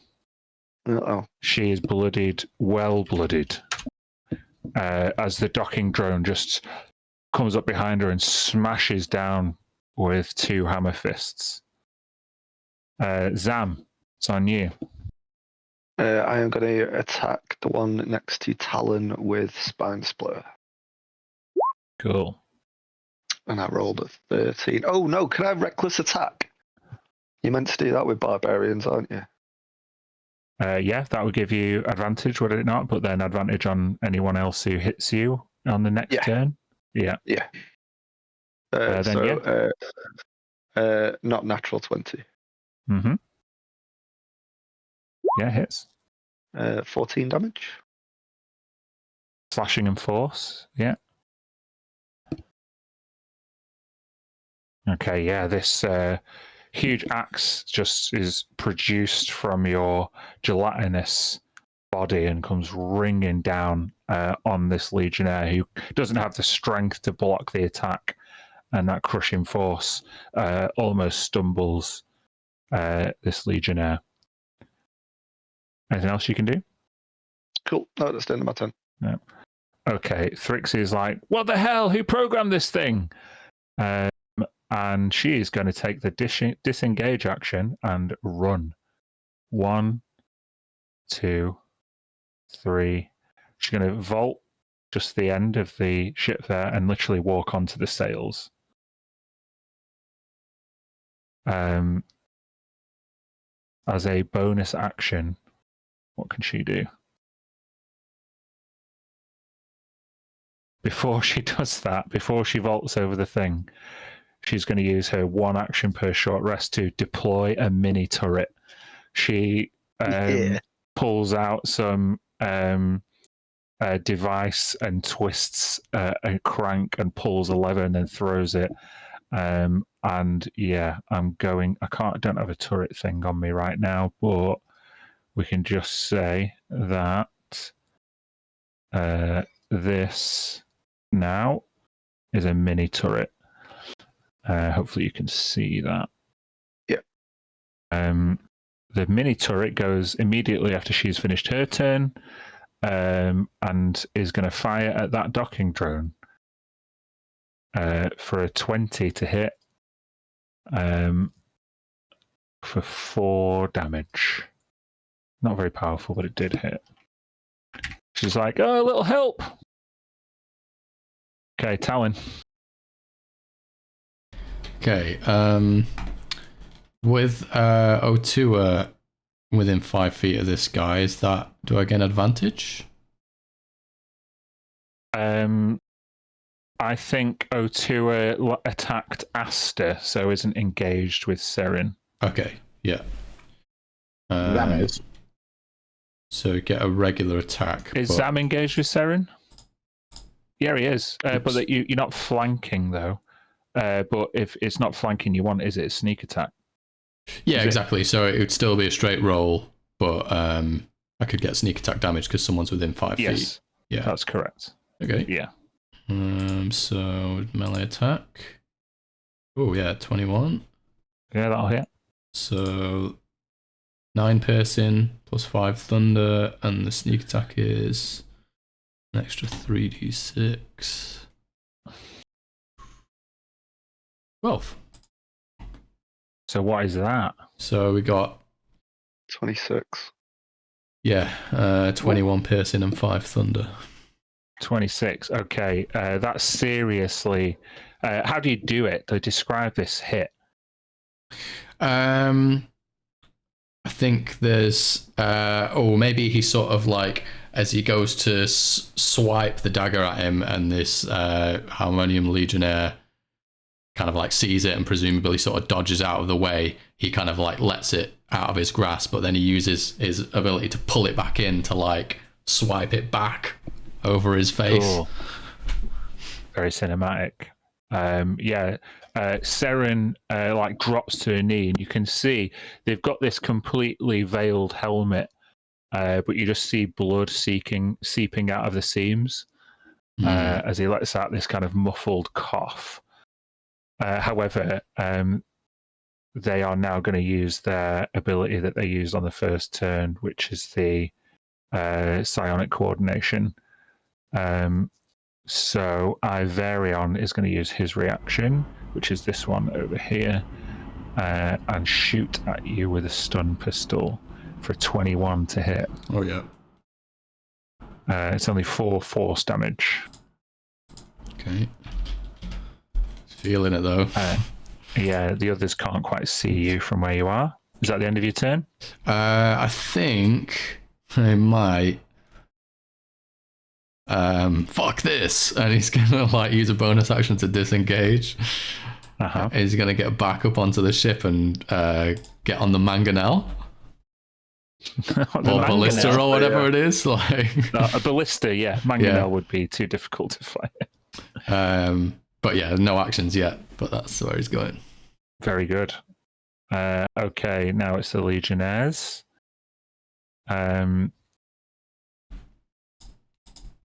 The Legionnaire who you just attacked is bleeding. We're going to see if we can re-roll his psionic precision.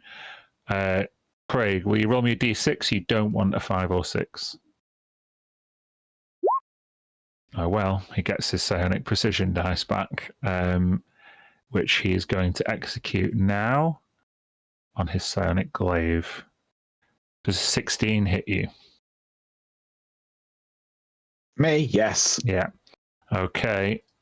Then take 10 slashing, 3 psychic, and 10 extra damage. 23 damage in total.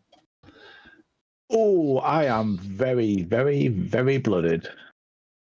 Do you need to make a concentration check on the spell affecting Asta? I will need to, yes. but because I have Warcaster, I have advantage on that roll. Oh, Warcaster, eh? I see how it is. You're fine. Yeah. Okay.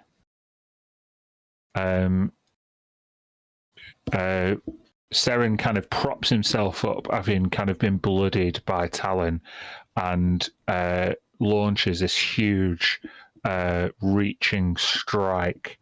You hear him shout through a muffled cough. Tharivol is ours. A Legionnaire does not give up.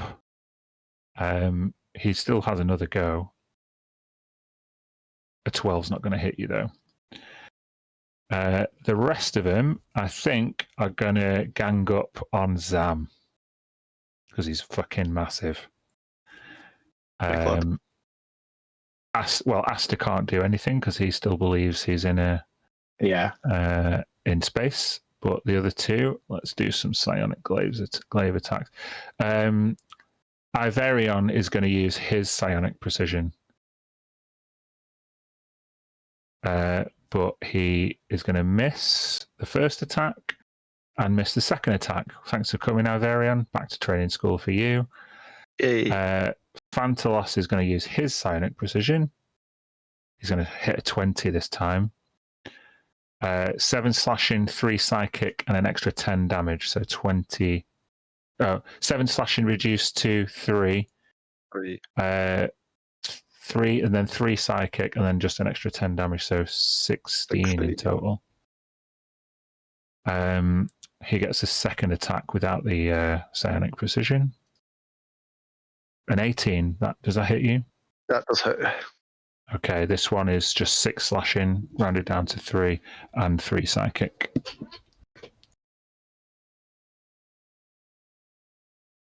Cool. Tua.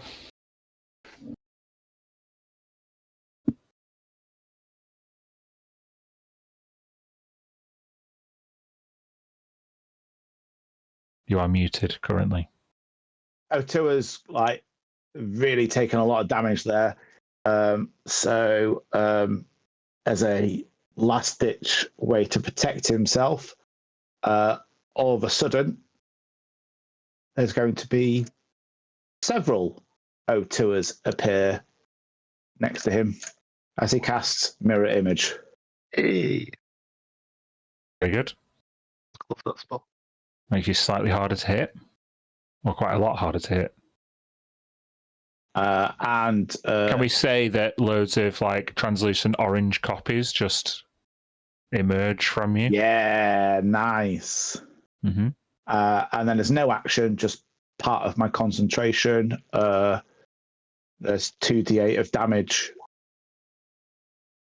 on the Phantasmal Force. Does he need to? Does he have to make a save against it again? Nope, he just takes it. What is there any repeated save to get out of this Phantasmal Force? If he wants to take a study action as part of his turn, he can investigate. It's an intelligence check. Okay. He would have done that last turn, but I'll give you the benefit of the doubt this time, and I'll take it on his next turn. But yeah, he takes 8 damage. He wants to do what? The study action. He has to use an intelligence check. It's not a saving throw, it's a check. Okay. Uh-huh.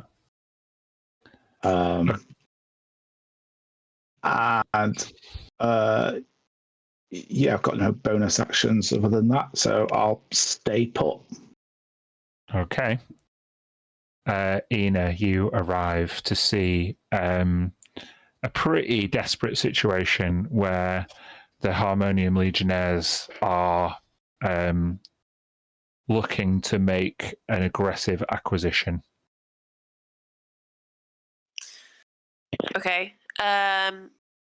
So can I like get through this door? Yeah, it's open. Okay.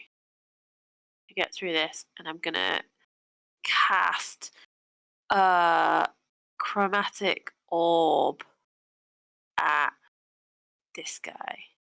him. Hmm?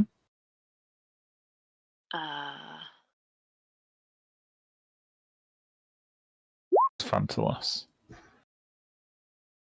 With fire damage, but I'm going to tell you what, since you're making an unexpected entrance, I'm going to give you advantage because it's like a surprise Whoa. attack. Okay, I rolled a 12, so let's do it again. Ooh.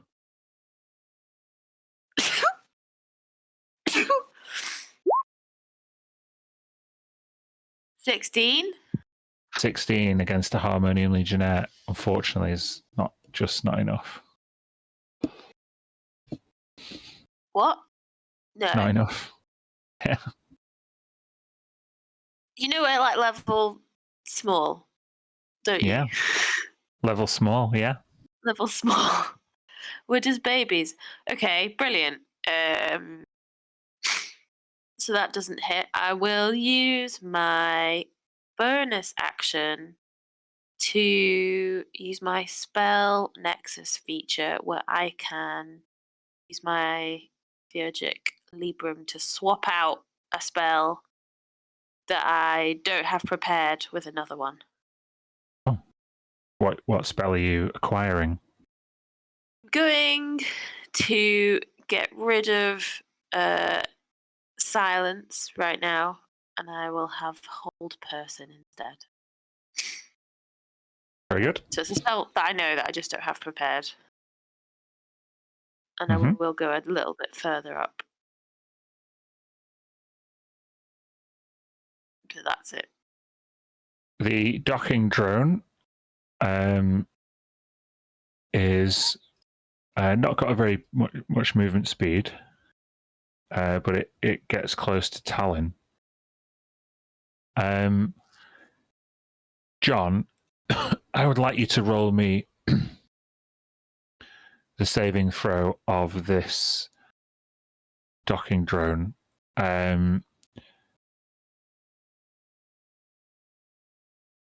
Can you roll a d20 -3? Mhm. You want to get less than a 15. 16. Okay, it carries on towards you and is going to make a grabbing. Oh no! Instead of doing that, it is going to use its sonic disruptor. So I need you to make a Constitution saving throw.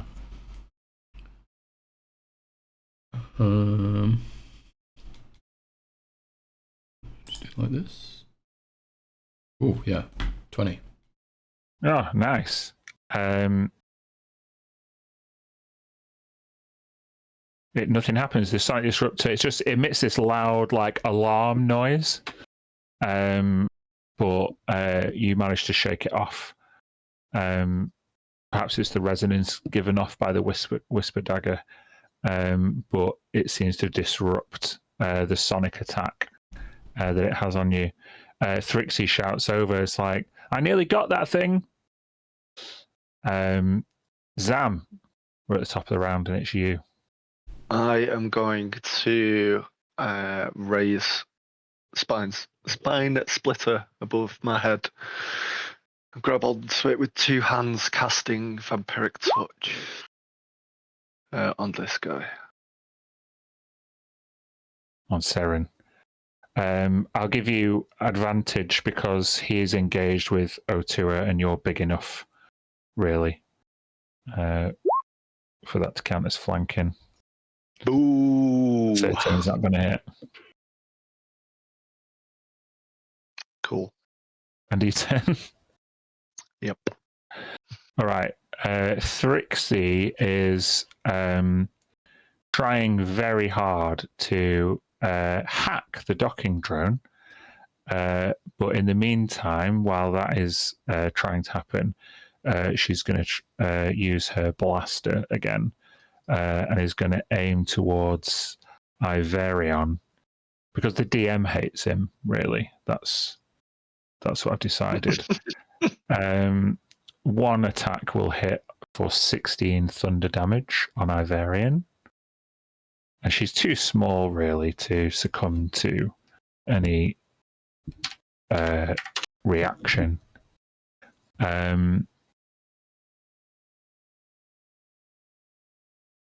Hold on. Thrixie. Now her mini turret gets to go. Talon is in front of it, but the docking drone, I'm going to say, is quite a lot larger. So just be able to see it. Thunderblast.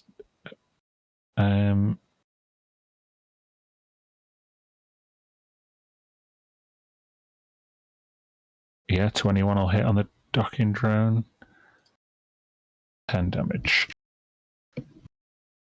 Yeah, Trixie fires 2 crack shots. So I told you it worked. She just like spins the satellite lens on the end of it, and it locks into position. Okay, Talon, what are you doing? I think maybe kind of grabs onto the ballista and swings around on it as it pivots. Cool. Like so. And then on the other side, take a shot at the docking drone with it, I guess. Sure. What do I need to roll for a ballista shot here? Craig knows that, I think, but let me...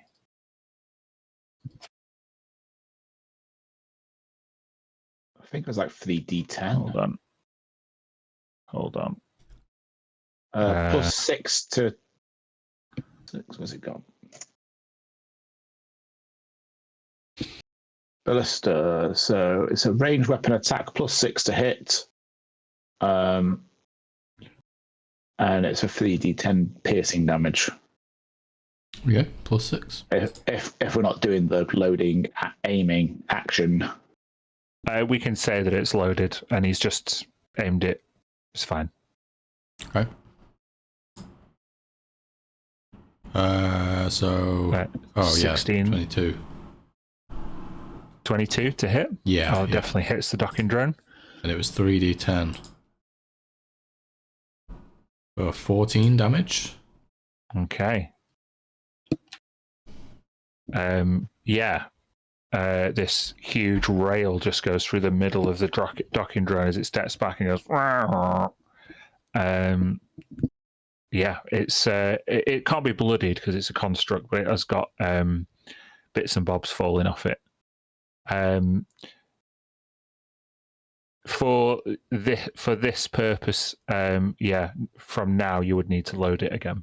Yeah. I'll forego the aiming action now. I'm just going to say one action to load and aim. Yeah, like outside of ship combat type of thing. Exactly, yeah. Okay, well, I've got a bonus action here, and we'll just... he's got 2 of these per short rest. There's a bardic feint. There's a bonus action. Talon hums a resonant tune or speaks a mocking word to unbalance an enemy within 30 feet. Target must succeed on a DC 13 wisdom save. So I'd like that to be, since he's the closest and the one I've got the... Sure. A wisdom save. Yeah. Wisdom save. Roll a 10. Oh, yeah, okay. So, or grant advantage to the next attack roll made against it before the start of Talon's next turn. So this guy here, someone can get advantage on. And that's it for his go. I'll just do that. Oh, yeah, nice. Zam, you reckless attacked in the last one, didn't you?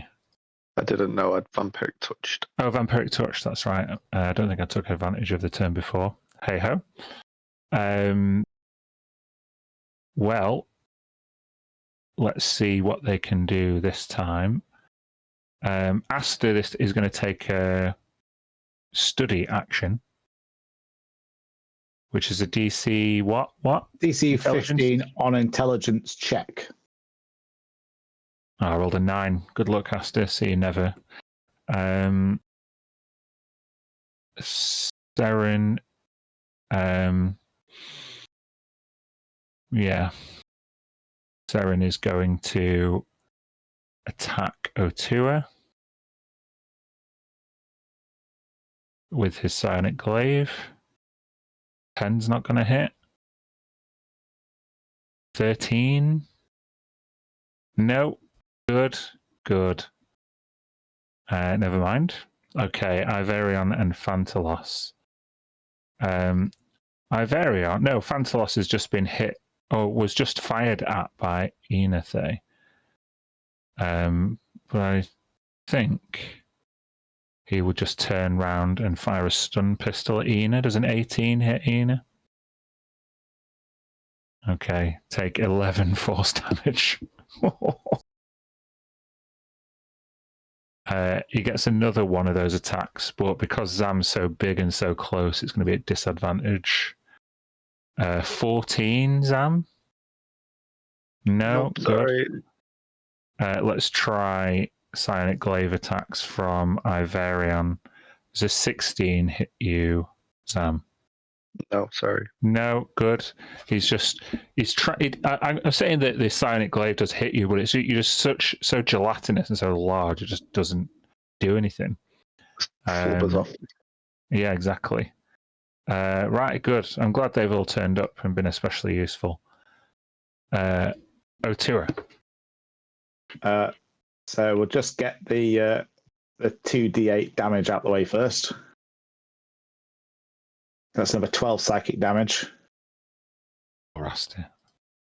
These are combat veterans. You know, they're old men. What are you doing? Have some respect. Defending ourselves.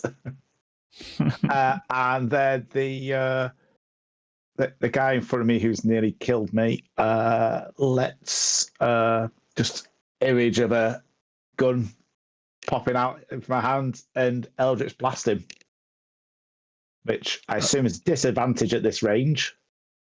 But it would be cancelled out by the advantage. So it would just be a straight roll. Yeah.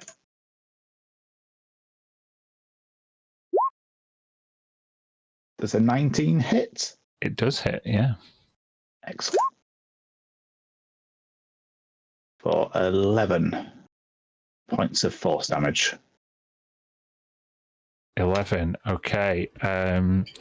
This blast of orange, like geometric energy from this recently corporelated gun just blasts Seren at point blank range, and you see now you blast some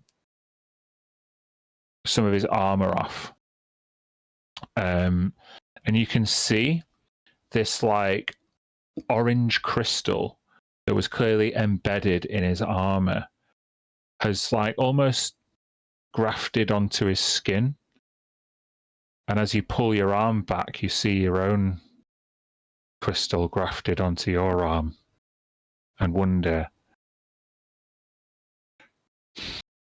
do they hear voices like you do?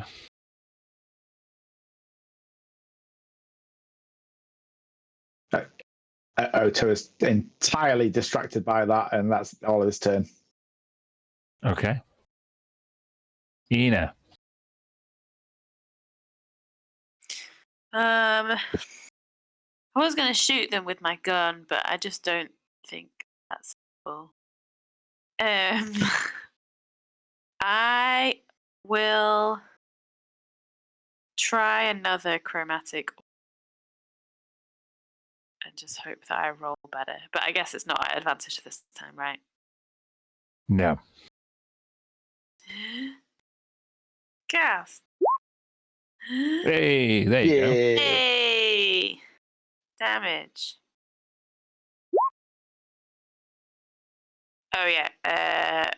So I wanted it to be lightning damage, please. Is it one target? Or does it bounce? I can't remember. The same guy as before is my target, but there's a cool rule. So the damage roll the same numbers. If you roll the same number on 2 or more of the d8s, which I didn't. Never mind. But still, 14 lightning damage. Yes? Yeah. It goes coursing through Phantalos's body armor, and he's wrapped in pain momentarily. It's like a very pale lilac lightning that comes down. Very good. I don't think I can do anything else. Thank you. Okay.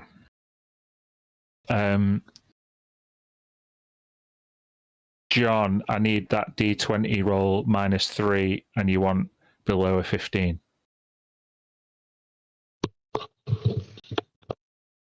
Yeah, there you go. The docking drone with this big ballista rod kind of coursing through it. You see it like its lights flicker and it goes from red to green. And it kind of looks towards Thrixie. And Thrixie's like, "Oh, just stand there, you big hunk of junk, go get him." And a little rocket comes out of its back and it lands next to Otua. And it is going to hit Asta with its grabbing claw.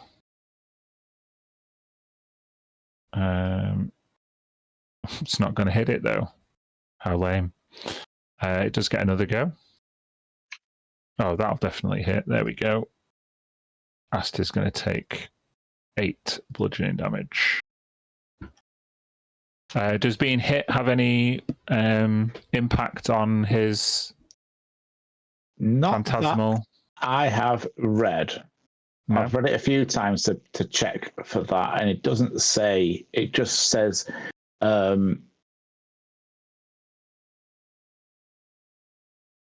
because if he can take damage from the illusion, it tries to rationalize any damage. It doesn't say anything about it coming out of it. Yeah, that's fine. Okay, then Zam, you're up. I will carry on this guy with another spine splitter attack. Mm-hmm. Reckless attack. Not worth. End of my turn. Oh no. Sorry about that. Okay. Thrixie. She is going to do a couple of Thunder Blaster attacks. One on Ivarian, which is going to hit for 7 damage. One on Asta. Oh, for a crit. That's only 9 damage, though. And then a turret is going to have a go. But that is going to miss. Never mind. Talon. Okay.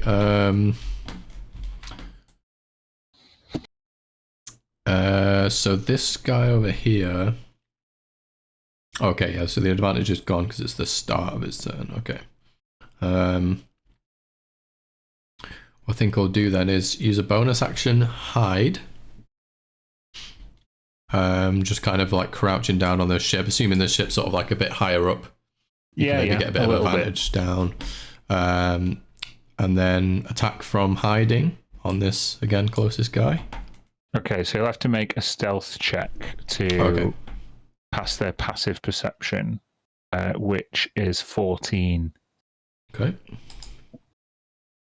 13. Means you don't get advantage on this attack, I'm afraid. Okay. Still get the regular. Whisper knife. Ooh, just a 13 to hit. Yeah, no dice. Yeah, not getting it this time. I think that is about it for now. Okay. Now then, it's the Legionnaires. Otua.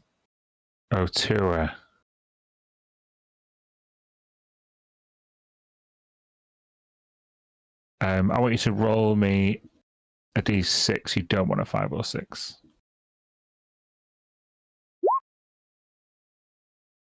Good. He is going to try and stab you. Not as powerfully as he might have. Does a 16 hit you? It does. Then you will have to take 7 slashing damage. No. No? It's going to hit one of my mirror images. Hey! There we go. So you see this Legionnaire, like, kind of looks, and you can see he kind of just holds his focus for a moment, but as blood sits through the crack, he guesses wrong and whoosh, hits the wrong Otua. Very good. He does get another attack. But a 9's not going to hit you. Okay. Asta's still in Dreamland. Iverion against Zam. Did he want to take a study action? Oh, he might. Yeah, he will do actually in a minute. But I've just. Sorry, I do need to make a concentration check, don't I? Rot roll. Is it 10 enough? Is it 10 enough? Isn't it? There's an 18 disadvantage. Got a Warcaster. 18's fine. Yeah. Okay. Yeah, it's in the old rules. It's DC. It's 10 plus the spell level or something like that, isn't it? It's 10 plus the spell level if it's a spell, but then there's. Yeah. Anyway, it doesn't matter. Iverion just crit Zam, I'm afraid. Rot roll. For 16 damage. What flavour? Slashing. Okay. You take 6 psychic, though, as well. I'm on 7 HP. Join the club. Hey, 7's He'll miss his next attack. Phantalos is going to try and get around. He's going to go through his allies and get here. They're after Tharivol, and they're not making much progress. So he is going to try and get around. Zam, that would provoke an opportunity from you and the docking drone. Cool. Do you want to use your reaction? Absolutely.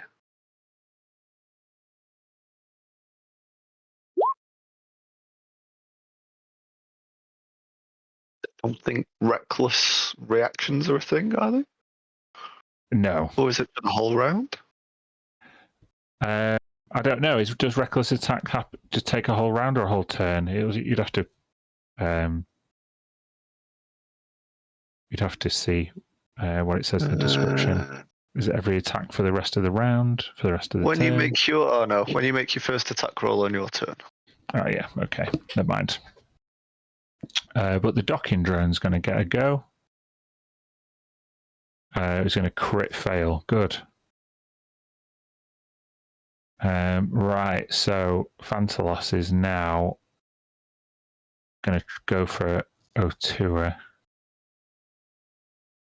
1 hit. Oh, Otua 20.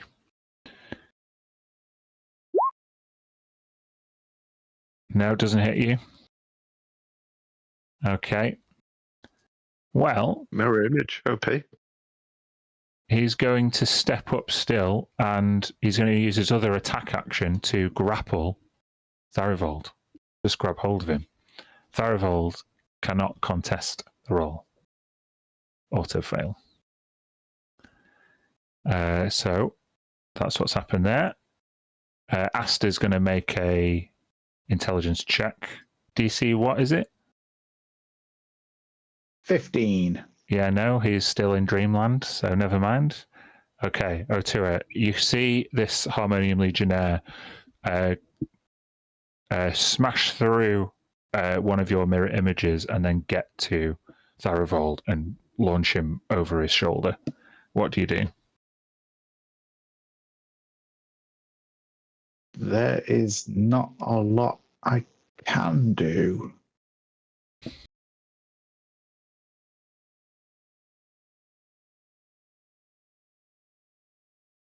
I've got no spells to do. I've got no weapons, so No spells, no weapons. yeah. Oh, no. The only thing I've got left in my bag of tricks is illusions or Eldritch Blast, and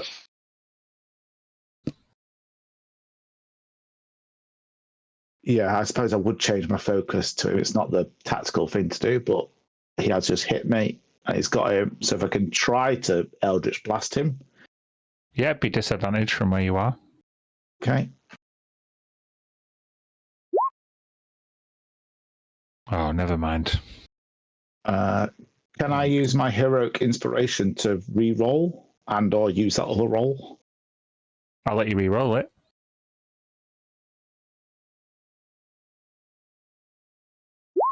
Nice. Hey, there you go.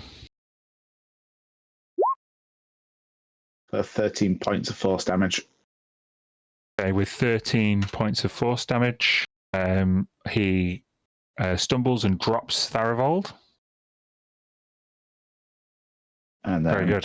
I'm still concentrating on Phantasmal Force. It's still very cold for him. Does it do more damage or not? Just 9 psychic damage. Oh dear, poor Asta is not looking well at all. You see, he starts just shivering and convulsing. And you turn. They're trying to get Tharivold. Okay, Ina. Yeah. Just rethinking my plan very quickly. Okay, as a bonus action, I'm going to Starlight Step right over to where Tharivold is. And then I'm going to, please tell me if this is crazy, cast Rope Trick using the rope that I got from the soap on a rope that I found somewhere that you let me keep. Yeah. And that's going to create a portal. I would like it. I think it works. Maybe I can post it. Post it in the chat. I think you have to climb 5 feet up and you're in like a demi-plane. Yeah, little pocket dimension. It's a bag of holding you can climb into, really.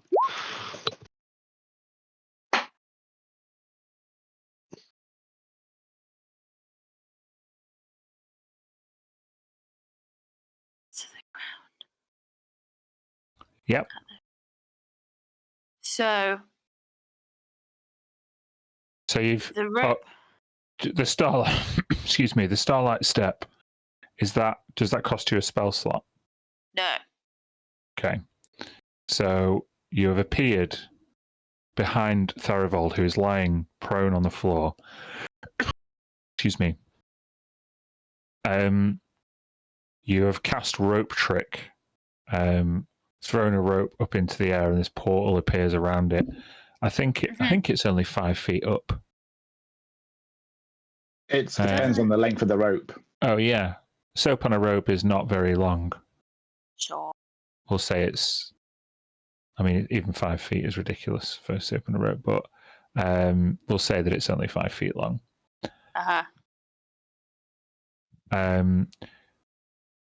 So I want to get him in the portal. Okay, now climbing up there. Now, if I wanted to play this by the book, you'd have to like pick him up and then climb the rope with him, which would probably be an athletics check at disadvantage. But because I didn't make the Legionnaire pass a save to pick him up, so it's going to be just as easy for you. So all I Okay. need to get him in there is just an athletics check, DC 11. Okay. Come on. Do it. Do it. Do it. Hey! Yeah. Yes. Ina appears, throws the rope up in the air, grabs Tharivold, and just Dumps him. climbs up. Yeah. And you're both in the soap on a rope dimension. Is it just a showers in there? A Yeah. bathroom? I think so. Like a steamy bathroom would be cool. Now, can I get in and out of it? I don't know if. You can stick your head out of it, or climb down the rope, do what you want to do, and then climb back in. That's what makes Rope Trick a little bastard. Cool. Well, I definitely can't do any of that now. I've well and truly used my go, but Yes, you have. I've kept him safe. Thanks. You have. Nice one. Okay, it's the docking drone's go. And it is going to do a grabbing claw on Aster. Just going to miss that one. Let's try one more. No, it is a useless robot. Zam, what are you doing? I'm going to do the same great axe attack on this guy. Mm-hmm. I miss. End of my turn. Thank you. Oh, dear. Very Low level lucky. combat's the best. All right. Thrixie is going to fire her Thunder Blaster and is going to hit Seren this time. And it's going to do 9 thunder damage, which totally destroys him. Pow. She's got another attack, which she'll try and get Thant. Oh, and she's going to roll a 20. I do 10 thunder damage. And then she's got her turret. Oh, she's going to roll like bullshit. It's going to miss. Talon, you're up. Yeah, so he's going to kind of hop, skip, and jump down here. Get next door to her, and we're going to attack this guy here. The Whisper Knife. Ooh, 24. Oh, there you go. Okay, that's 6 piercing, 7 thunder, and should get sneak attack. We've got someone within 5 feet. Which is 3d6. 10, cool. So 16 piercing, 7 thunder. 16 piercing, 7 thunder. Oh, how do you cinematically destroy this Legionnaire? I think as he'll like evade one swipe and then bring the dagger down into his chest. And even though it kind of has this silent effect, this silent thunder wave kind of comes off it and blasts him off the platform. Cool. No. He is toast. Had to get a guy off the platform at least once on this turn. Bonus action, anything?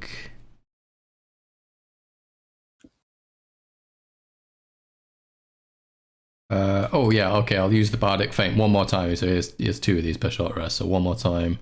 This is the hums a resonant tune to unbalance an enemy within 30 feet. So we'll go with this one here. That's the only one I can see. Yeah. Well, is that the one that's contained in O2 as Yeah, he's just seems to be completely in some kind of stupor. He's still visible to us and everything, yeah. Yeah. So it's a DC 13 Wisdom save, please. I think if you try and knock him off balance, he's not even aware of where anything is. True. I think he just auto fails. Yeah, nice. So it's the damage on this one. No, so it's so advantage to the next shot against him, basically. Very good. Yeah, that's it. Well, it's their go now. He's going to do an intelligence check to try and see if he can get out. No, he's still trapped in another dimension in his mind. Cool. Well, we've only got Iverion left. The crack hitter. Yeah. I think Iverion has just seen two of his Harmonium Legionnaires be dispatched, and Asta is no longer responsive. He is going to make a run for it and try and get out of here. Zam, that would mean he goes out of your range. Only 15. If you can succeed on a dexterity check, DC 15, I'll say you were quick enough to use the 1 advantage. Yes, you are. Yay! You can hit him. 12 damage. 12. Whoosh, you rake the spine splitter across his metallic carapace, and he limps away. 1, 2, 3, 4, 5, 6. Not going to stop him getting a couple of shots off, though, with his stun pistol. So Zam's going to get one. No, for a 9, that does fuck all. And a 13 also does fuck all, I think. Yep. So yeah, it's just a few glancing shots without even looking. He's trying to get out of there. Otua.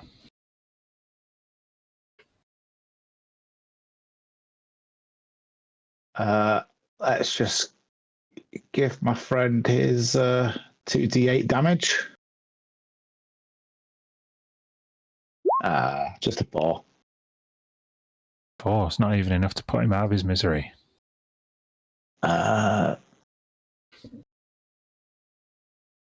Let's try put him out of his misery then. I'll Eldritch Blast him with advantage, I believe. Yeah. Does You are 20 right. hit? It does. 8 force damage. How do you put Captain Asta out of his misery? Cinematically, I like it to be just because I want to walk past him to shout at the other guy running away. So as I approach and just like fire a shot that just knocks him flat down, to then casually go past his corpse. Cool.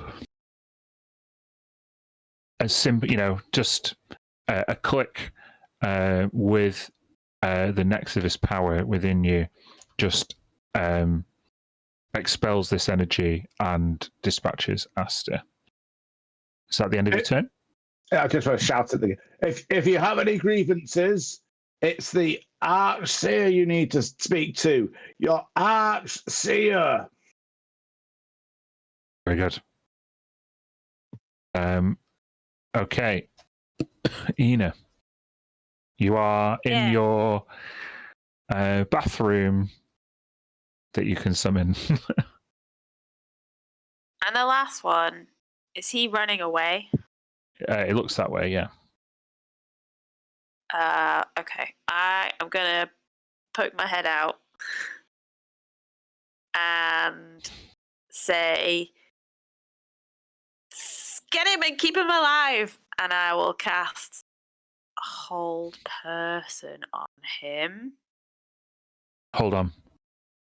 Now, you have to shimmy down the rope a little bit to be able to do it. So it's just a DC 10 athletics. All right.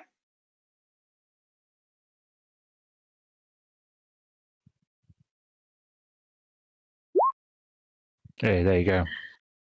Okay. Now I'm going to cast Hold Person on him. Okay, what save does he have to make? He has to. I think it's a Wizzy save. When you Paralyzed. When you are held, you're not charmed, are you? Paralyzed. No, it's paralyzed. Yeah. Okay. So Wizzy DC 12, you say? No, DC 15. Oh, okay. I rolled an 11. Cool. So he is paralyzed? Yeah. Iverian just turns around and he's about to fire his pistol, and you just see this static pass across in this purple static. We say Ina kind of has dropped down from outside the rope trick, and third eye is opened to be able to do it.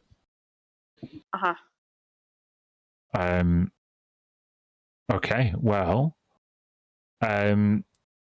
he was the only hostile being left in combat. So, when can I repeat saves to get out of this paralysis? At the end of each of his turns. Okay, so I will let you all go and decide what you want to do before I give him a chance to make a save. It's now no longer in turn order. Don't worry about 6 seconds or whatever. Want to run over and just grapple him. Try and... I'd shout to someone, get some rope from the ship or restrain him. Can Talon do that by dashing with his bonus? Yeah. Come in with some rope. Use his action to grapple him as well. Yeah. So Zam or and bind Talon... him, maybe, if he's got the rope. Can we make an attempt to bind him? Yeah. Just make a... Well... you can either make a strength check to see how tightly you can pull it, or an intelligence or dexterity check to see how good your knot is. Let's just do a dexterity. Like so. Oh, crit 1 and a nat 20 as well. Well, you'd have advantage because he's paralyzed. Oh, so perfect. Yeah, it's a crit. Awesome. Okay, so you very skillfully secure, with Zam's help, Iverion.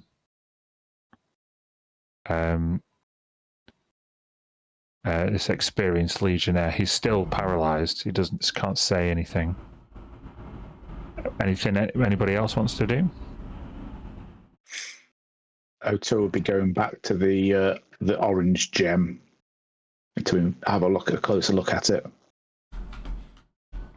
Okay, can you make me an Arcana check?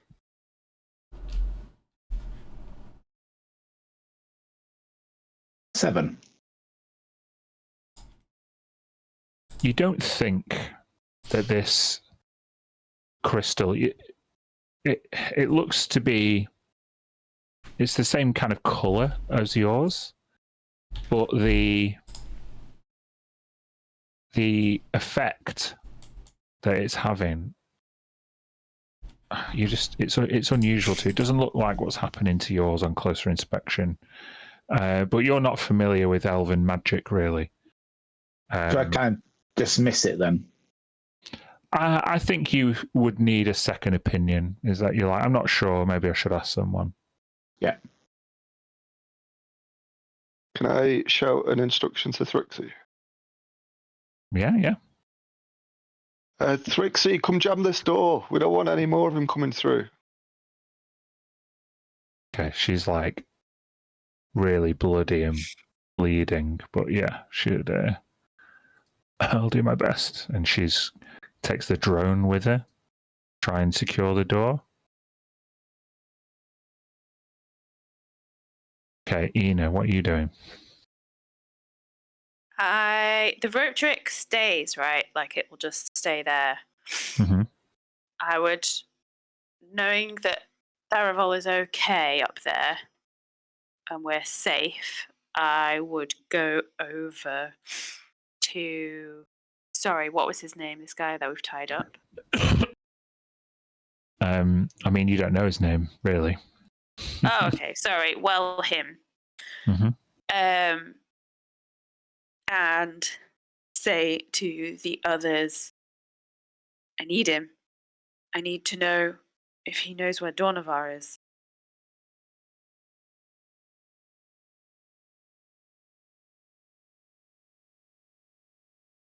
Okay.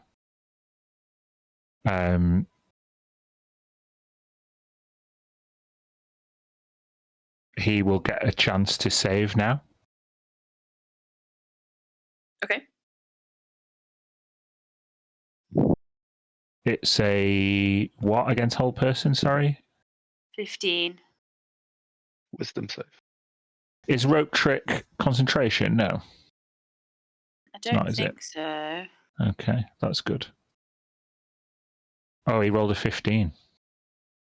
Oh. Sorry. The cat just had a bad time. You okay? So he's no longer paralyzed, but he is bound. So he kind of like comes to. Unhand me. This is treason. And he looks towards you, particularly Ina. Traitor. You tried to kill us. This mob was resisting a direct instruction from Captain Seren. And now he's dead. Your mob were resisting a direct instruction from the Archseer. We do not answer to the Archseer. We answer to the Cantor of Echoes. Where is he? Ha! He like smiles. How do you think this is going to end if you don't tell us? With my loyalty and silence.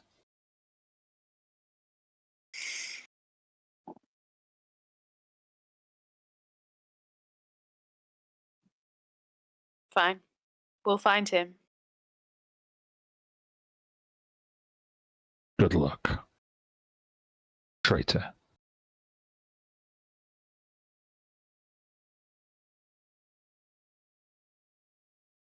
Ina, you done with this one?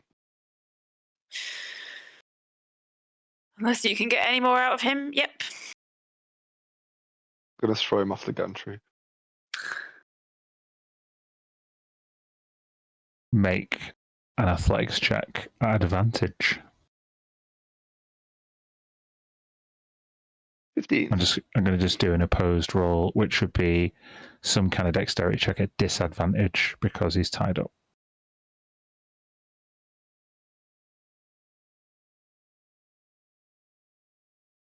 Nine. You throw an Iverian off the end?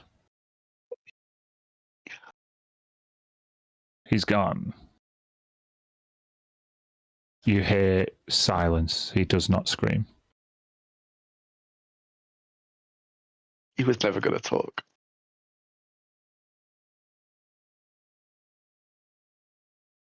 No. So Ina, can I just say, it's nice to visit your home. Been a lovely trip so far.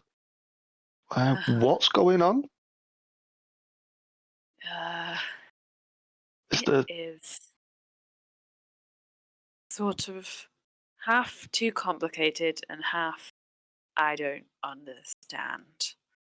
But I need to find Dornovar. Missing. And we need to protect Tharavol and take him to the Archseer.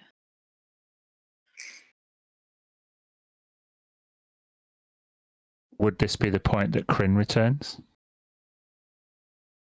If possible, sure. Yeah. It's been a little while and the visit is over, I would say. Mm-hmm. You do find, though, that the door to Dock 9 is closed. Yeah, sealed him inside. Yeah, he just shouts like, "What the hell? Let's open this door." Bangs on it. A little gnomish voice says, "What's the password?" Let's open the fucking door, Thrixie.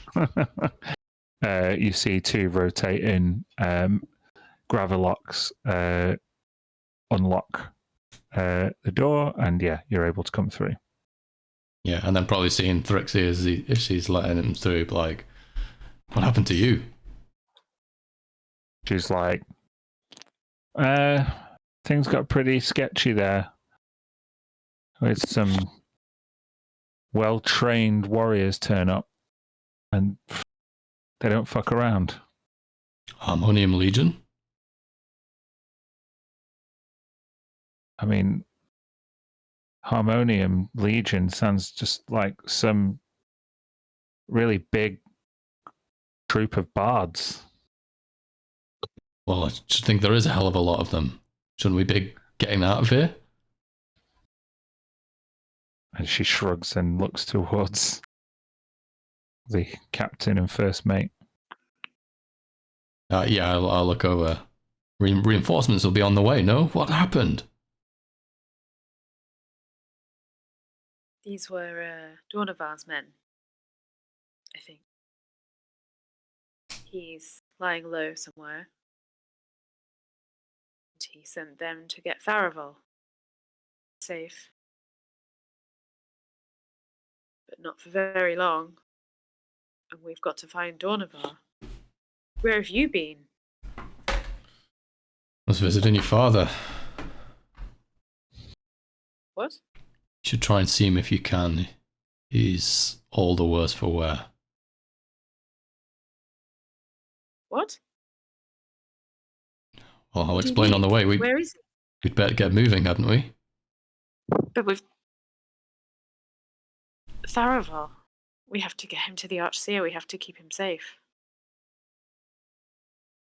So it's on the Archseer's authority that we can bring Tharaval to him. Dornavar and his men are acting against their wishes. Yes. Okay, then perhaps we'll be safe enough to move through the streets. Oh, maybe. We could try leaving Tharaval with Tua and Zam again, and the Broken Blades to take to the Archseer while we go to wherever Quasar is.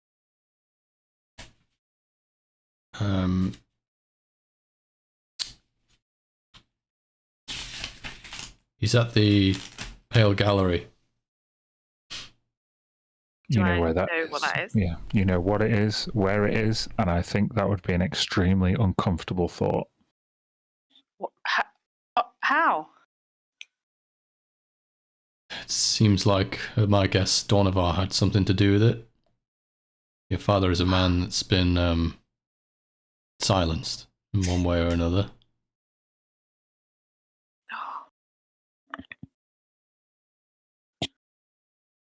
Then I think that's what we have to do with the others to take Tharaval and we go to see him, right? Then let's do it. If you'll come with me. Of course. He has to see you.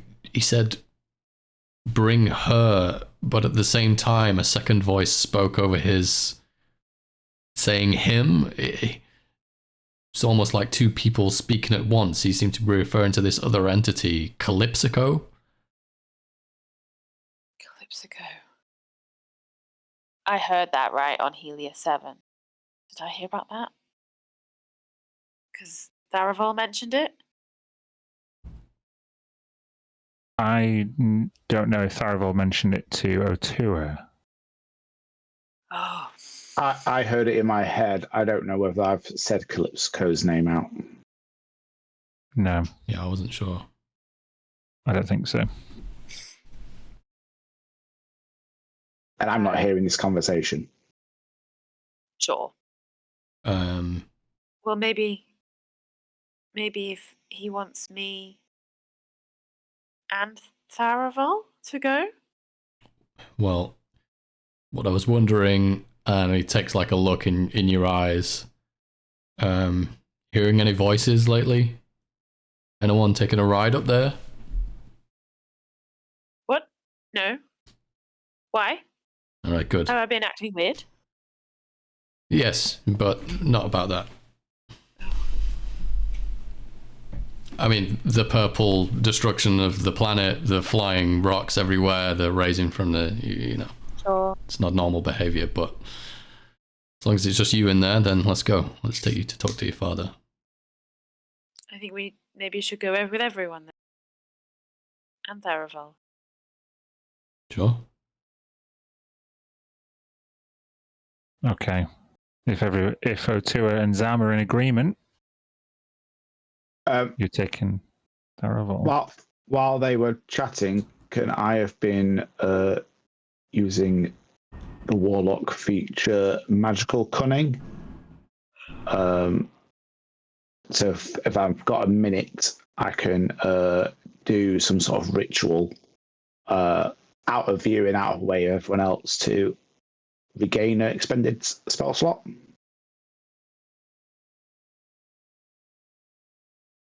That's fine. Yes, Gav. Can I ask a question, please, Ina?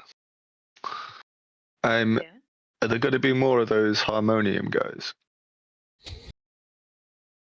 I don't know. You saw how many of them there were when we got off the escort ships. But I think these ones are the ones that were close to Dawn of. I hope not, but it's possible. I suggest we probably sneak. There's no way that we could get the Archseer must have people that works for them. We couldn't get an escort. I think at this point we should probably assume that any of them could be a threat to us until we get to the Archseer himself. Okay. Sneaking it is. Talon, any way to contact the rest of your blades and get them back to the Witterquick pronto? Yeah, I swear, Latch and Dee Dee should be here any minute. Right, Don't worry, you go. Don't open that gate for anyone else but us and them. Gotcha. Come on, Thrixie, bring that thing. Ina, where is Farival? Where did you disappear to? Oh, let me show you. And I'll show him. I guess we can go into the rope trick for me to show what I can do. Yeah. And he can help me to bring Tharavel down. Yeah, I can help with that. And then I think it's probably best if we keep Farival out of sight. So I'm going to touch him and make him invisible. Cool. So you are going straight to the Pale Gallery with everybody in tow? I know we're choosing to go stealthily, right? Yeah. All right. I know it's not a group thing, but seeing as though Ina knows this place well, and you've casted invisibility on Tharavel, and he's the one you're worried about, I will give you a advantage on a group stealth check. I makes mine a straight roll. I'm going to guide myself. And just for I've held on to Farival as I've cast it and passed him on to Zam to kind of do the heavy lifting. I clicked survival instead of stealth. There's a +2 difference. Would you like me to reroll? Just reroll it, it's fine.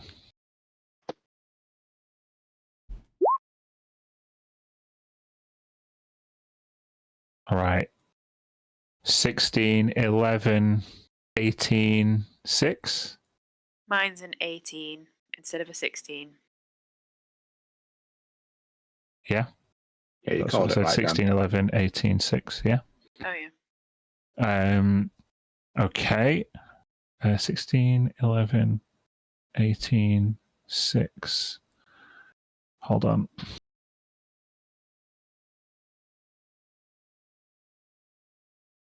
Is Grin rolling at disadvantage? I'm wearing chainmail, so it's made it a straight roll. Got you. The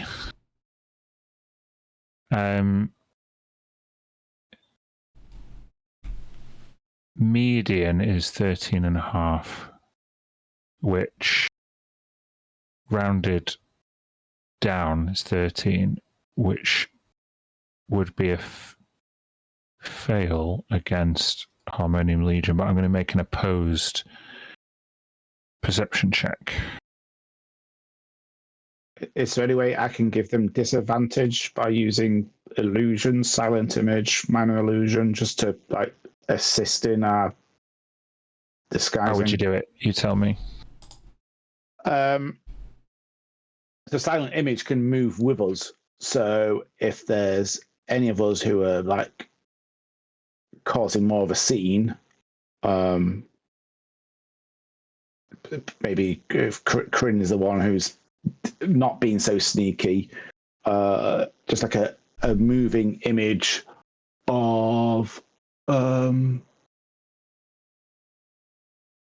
make him look like an elf. Make him look like an elf. Make him look like an astral elf.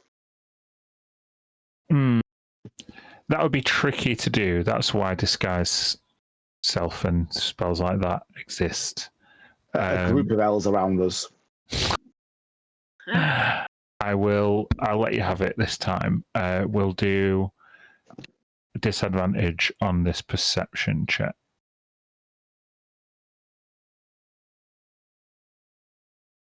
Okay. You head towards the stern of the ship, or whichever way it was round, I can't remember. And you come to that garden in front of the Pale Gallery of St. Oris. And this time, you see a lone Harmonium Legionnaire stood with their glaive, who's just happens to be on patrol in this area. They would recognize Ina. Ina. Yeah.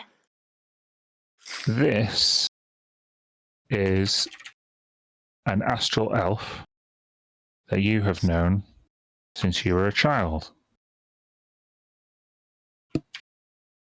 Okay.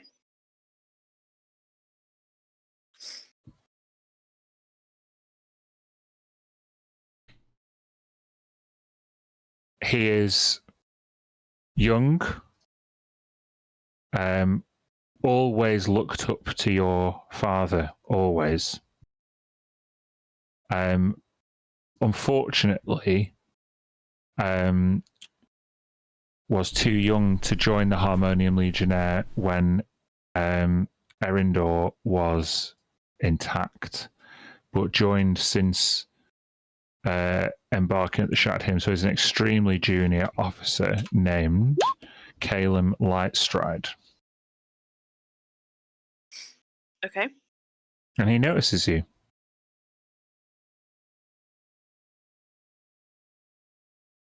Okay.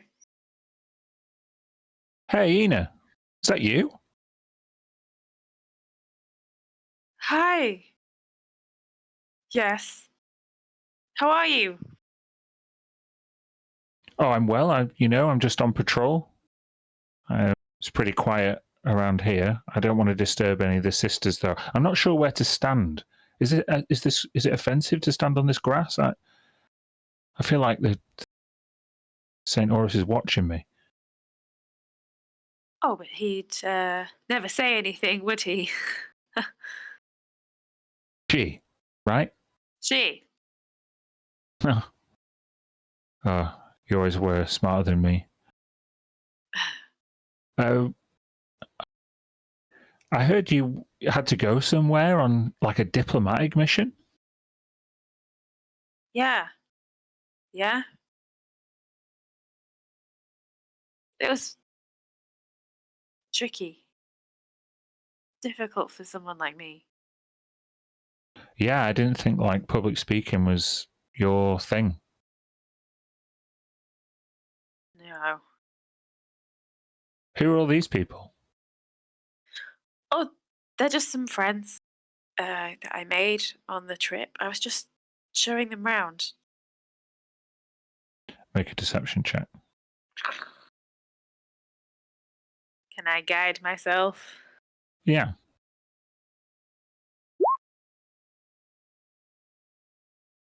Oh no. I think it's a 13? 3. Oh, 3? Well, it wasn't with advantage, was it? Oh, no. I'll give you advantage because this person trusts you. Okay, it's 12. 12. I'm still going to do an opposed roll. I rolled an 11. Caleb says, "Oh, are they all from the same planet? Oh, hello, by the way. Good tidings. Welcome to the Shattered Hymn. You're in good hands. Inathe is one of our top diplomats."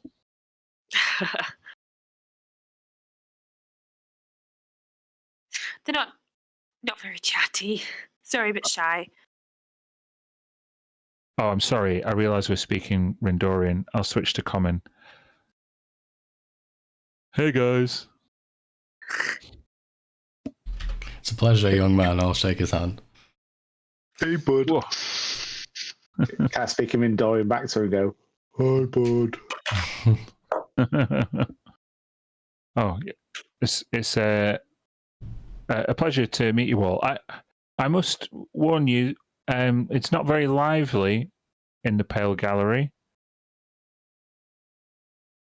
Oh, they're fine. I like it there. It's peaceful. And that's what they want to see? A load of It's old just- kooks? Part of a larger tour. How are you finding the job?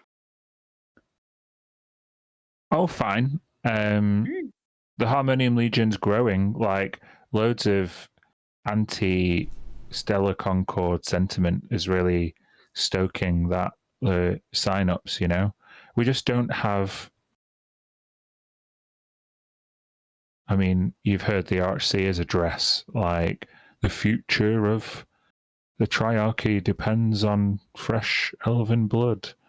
It sounds so... It's not going to exactly coax people into bed, you know what I mean? It's creepy. And then he's like, there's like an awkward silence and he like blushes.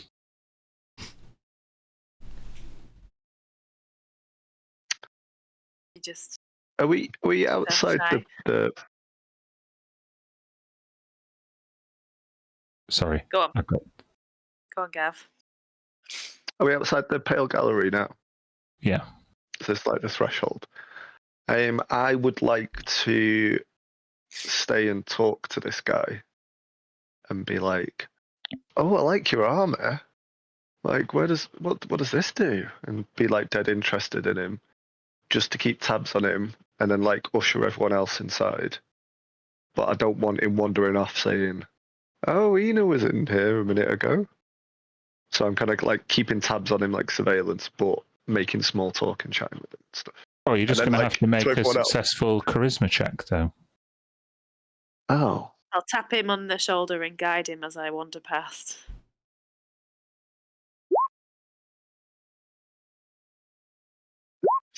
$16, 3, 19.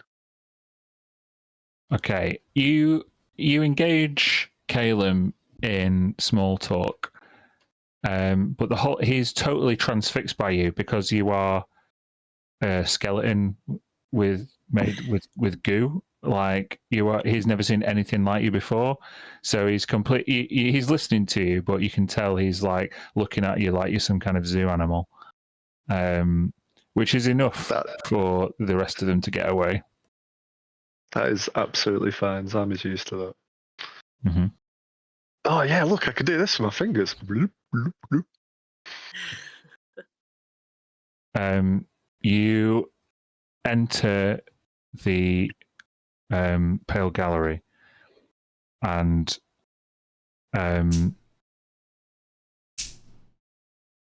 there's too many of you really to sneak around, especially Well, you've got invisible Tharivold as well. So it won't be long until you are accosted, unless you've got any plan to make yourself untraceable. I'm not sure you can, though. No. Then Hyabess Zalorum would meet you eventually before you get to the deepest, darkest corridors. She would approach you, Ina. You wouldn't expect her to utter a word. I'm here for my father.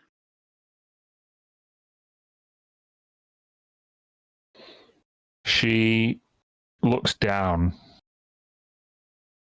as if the idea that she would have to bother Quasar twice in the same day would make his condition deteriorate.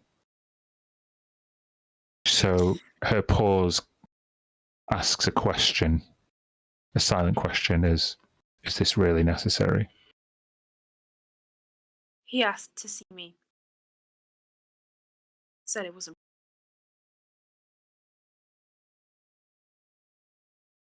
Make a persuasion check. I'll give you advantage. Persuasion is the one where I've used my proficiency for it for the day. So I get Yeah, 2. just move your microphone a bit closer to your mouth, please. That's okay. Did you get that though? You've got proficiency now. Yeah, but I still only got a 7. With a 7, she holds her hand up and shakes her head.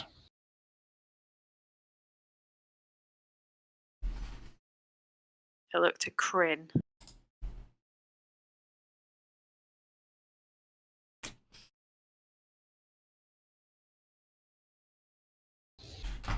I do want to try something kind of crazy. No, at first I would Hyabess, I would plead with you. This is one-off occasion. It's not in our interest to bother Quasar, but as you can imagine, his daughter has been through quite an ordeal. I'm sure it's very pressing that he sees her.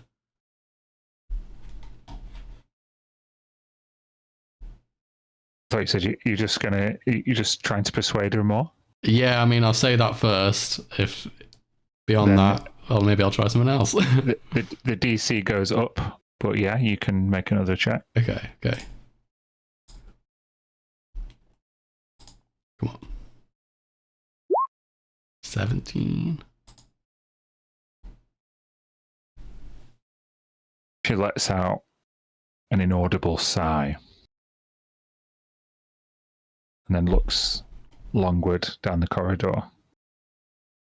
The stern look that points the way says that you don't have long.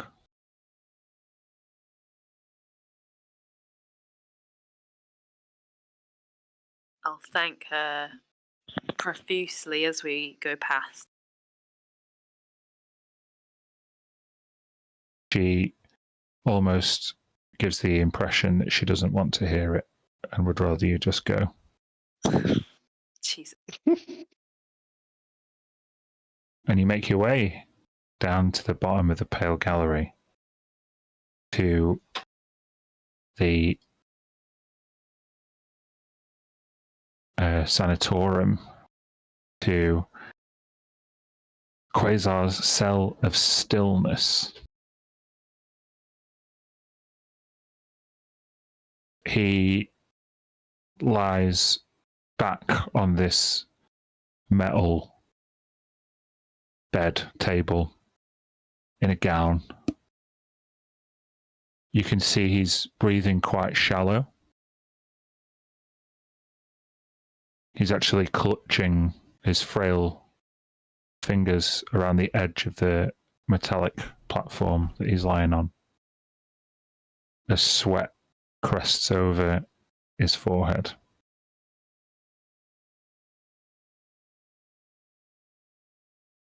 His eyes are closed.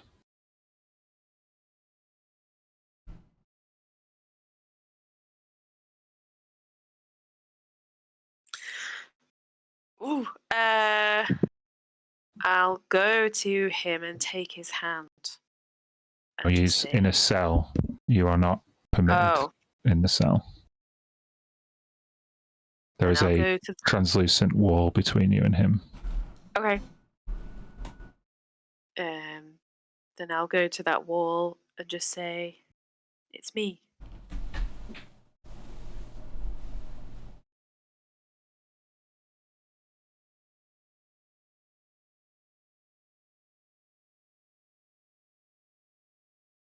There is no response, almost as if your words don't penetrate the barrier. I'll reach into my pocket for the harmonium core, and I'll slip it into Ina's hand as she's looking through the barrier. Guys, this is no time to play with trinkets. We need to get a move on here. Yeah, I say to her, try again. And I clutch it into her hand. Does it work? Well, what are you trying? To say the same thing again. Well, say it then. Well, I didn't know whether because I'm not attuned to it. John wasn't attuned to it. Oh, no, he was attuned to it last time. It's fine. What do you do? It's me. I brought Tharavel.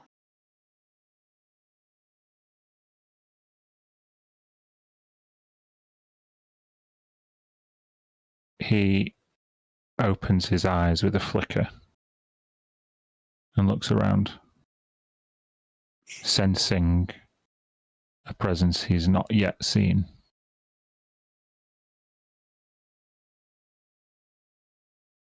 Without moving his lips,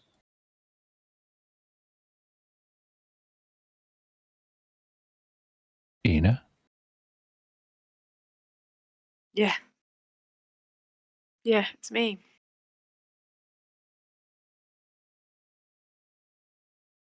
He rubs his forehead.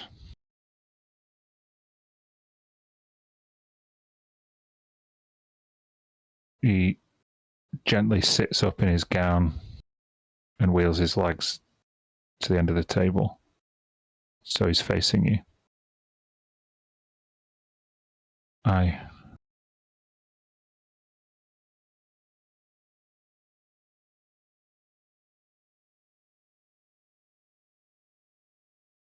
I'm sorry, I seem to have come over all strange.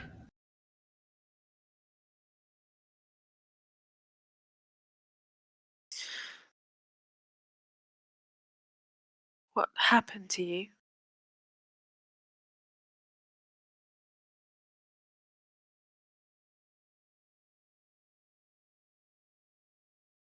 I always felt better when you were around, you know.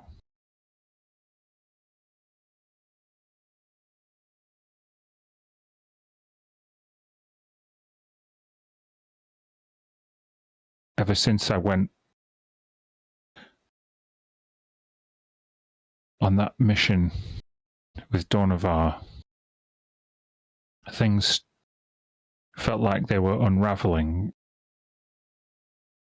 whenever I was apart from you. I see it so clearly now.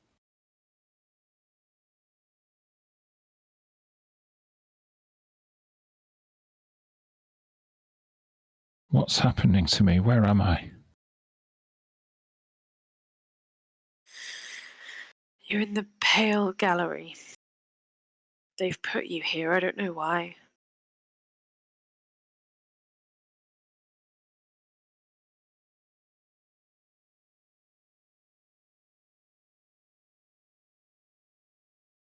Your words, they're true, like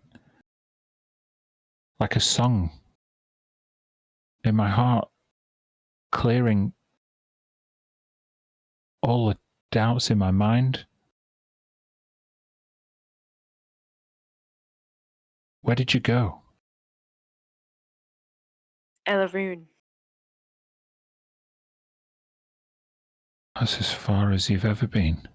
Further.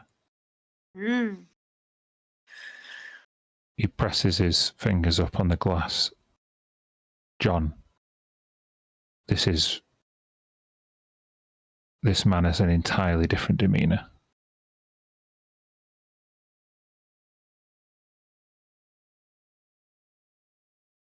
Ina, I can sense it.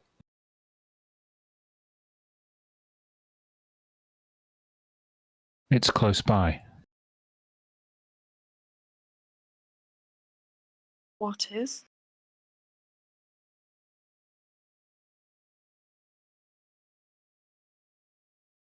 Calypsico.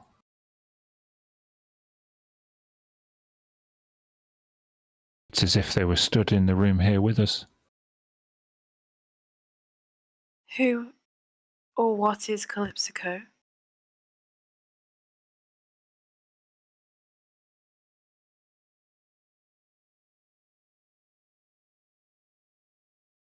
Calypsico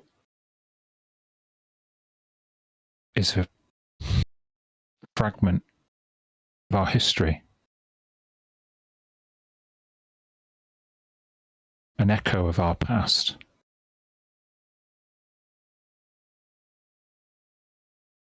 It's a consciousness, a collection of our ideas, the path to our future amongst the stars.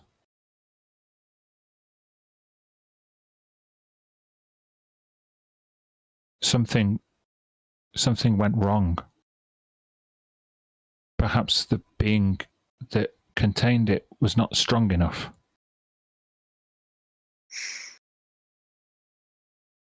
But it's what Dornavar's been after.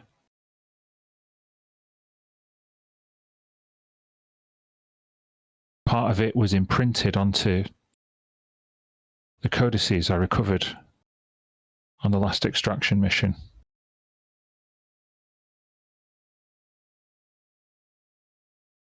I think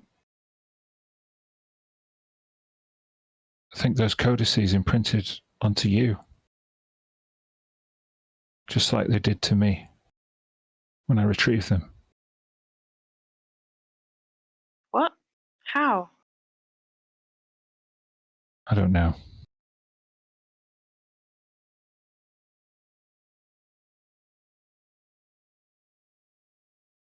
If only we could speak to it.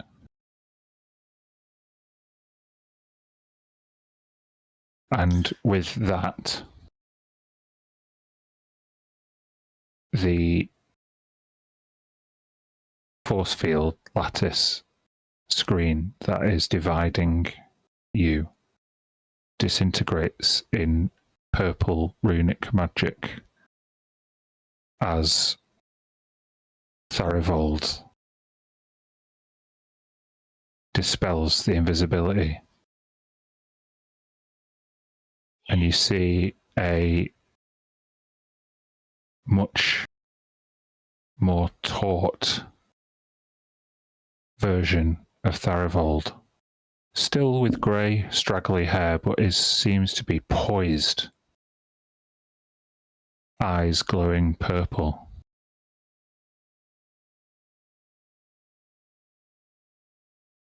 How many eyes? 2.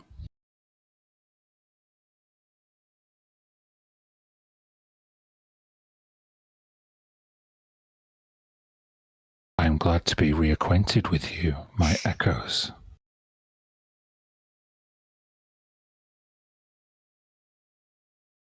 And we will end the session there. No, Daniel.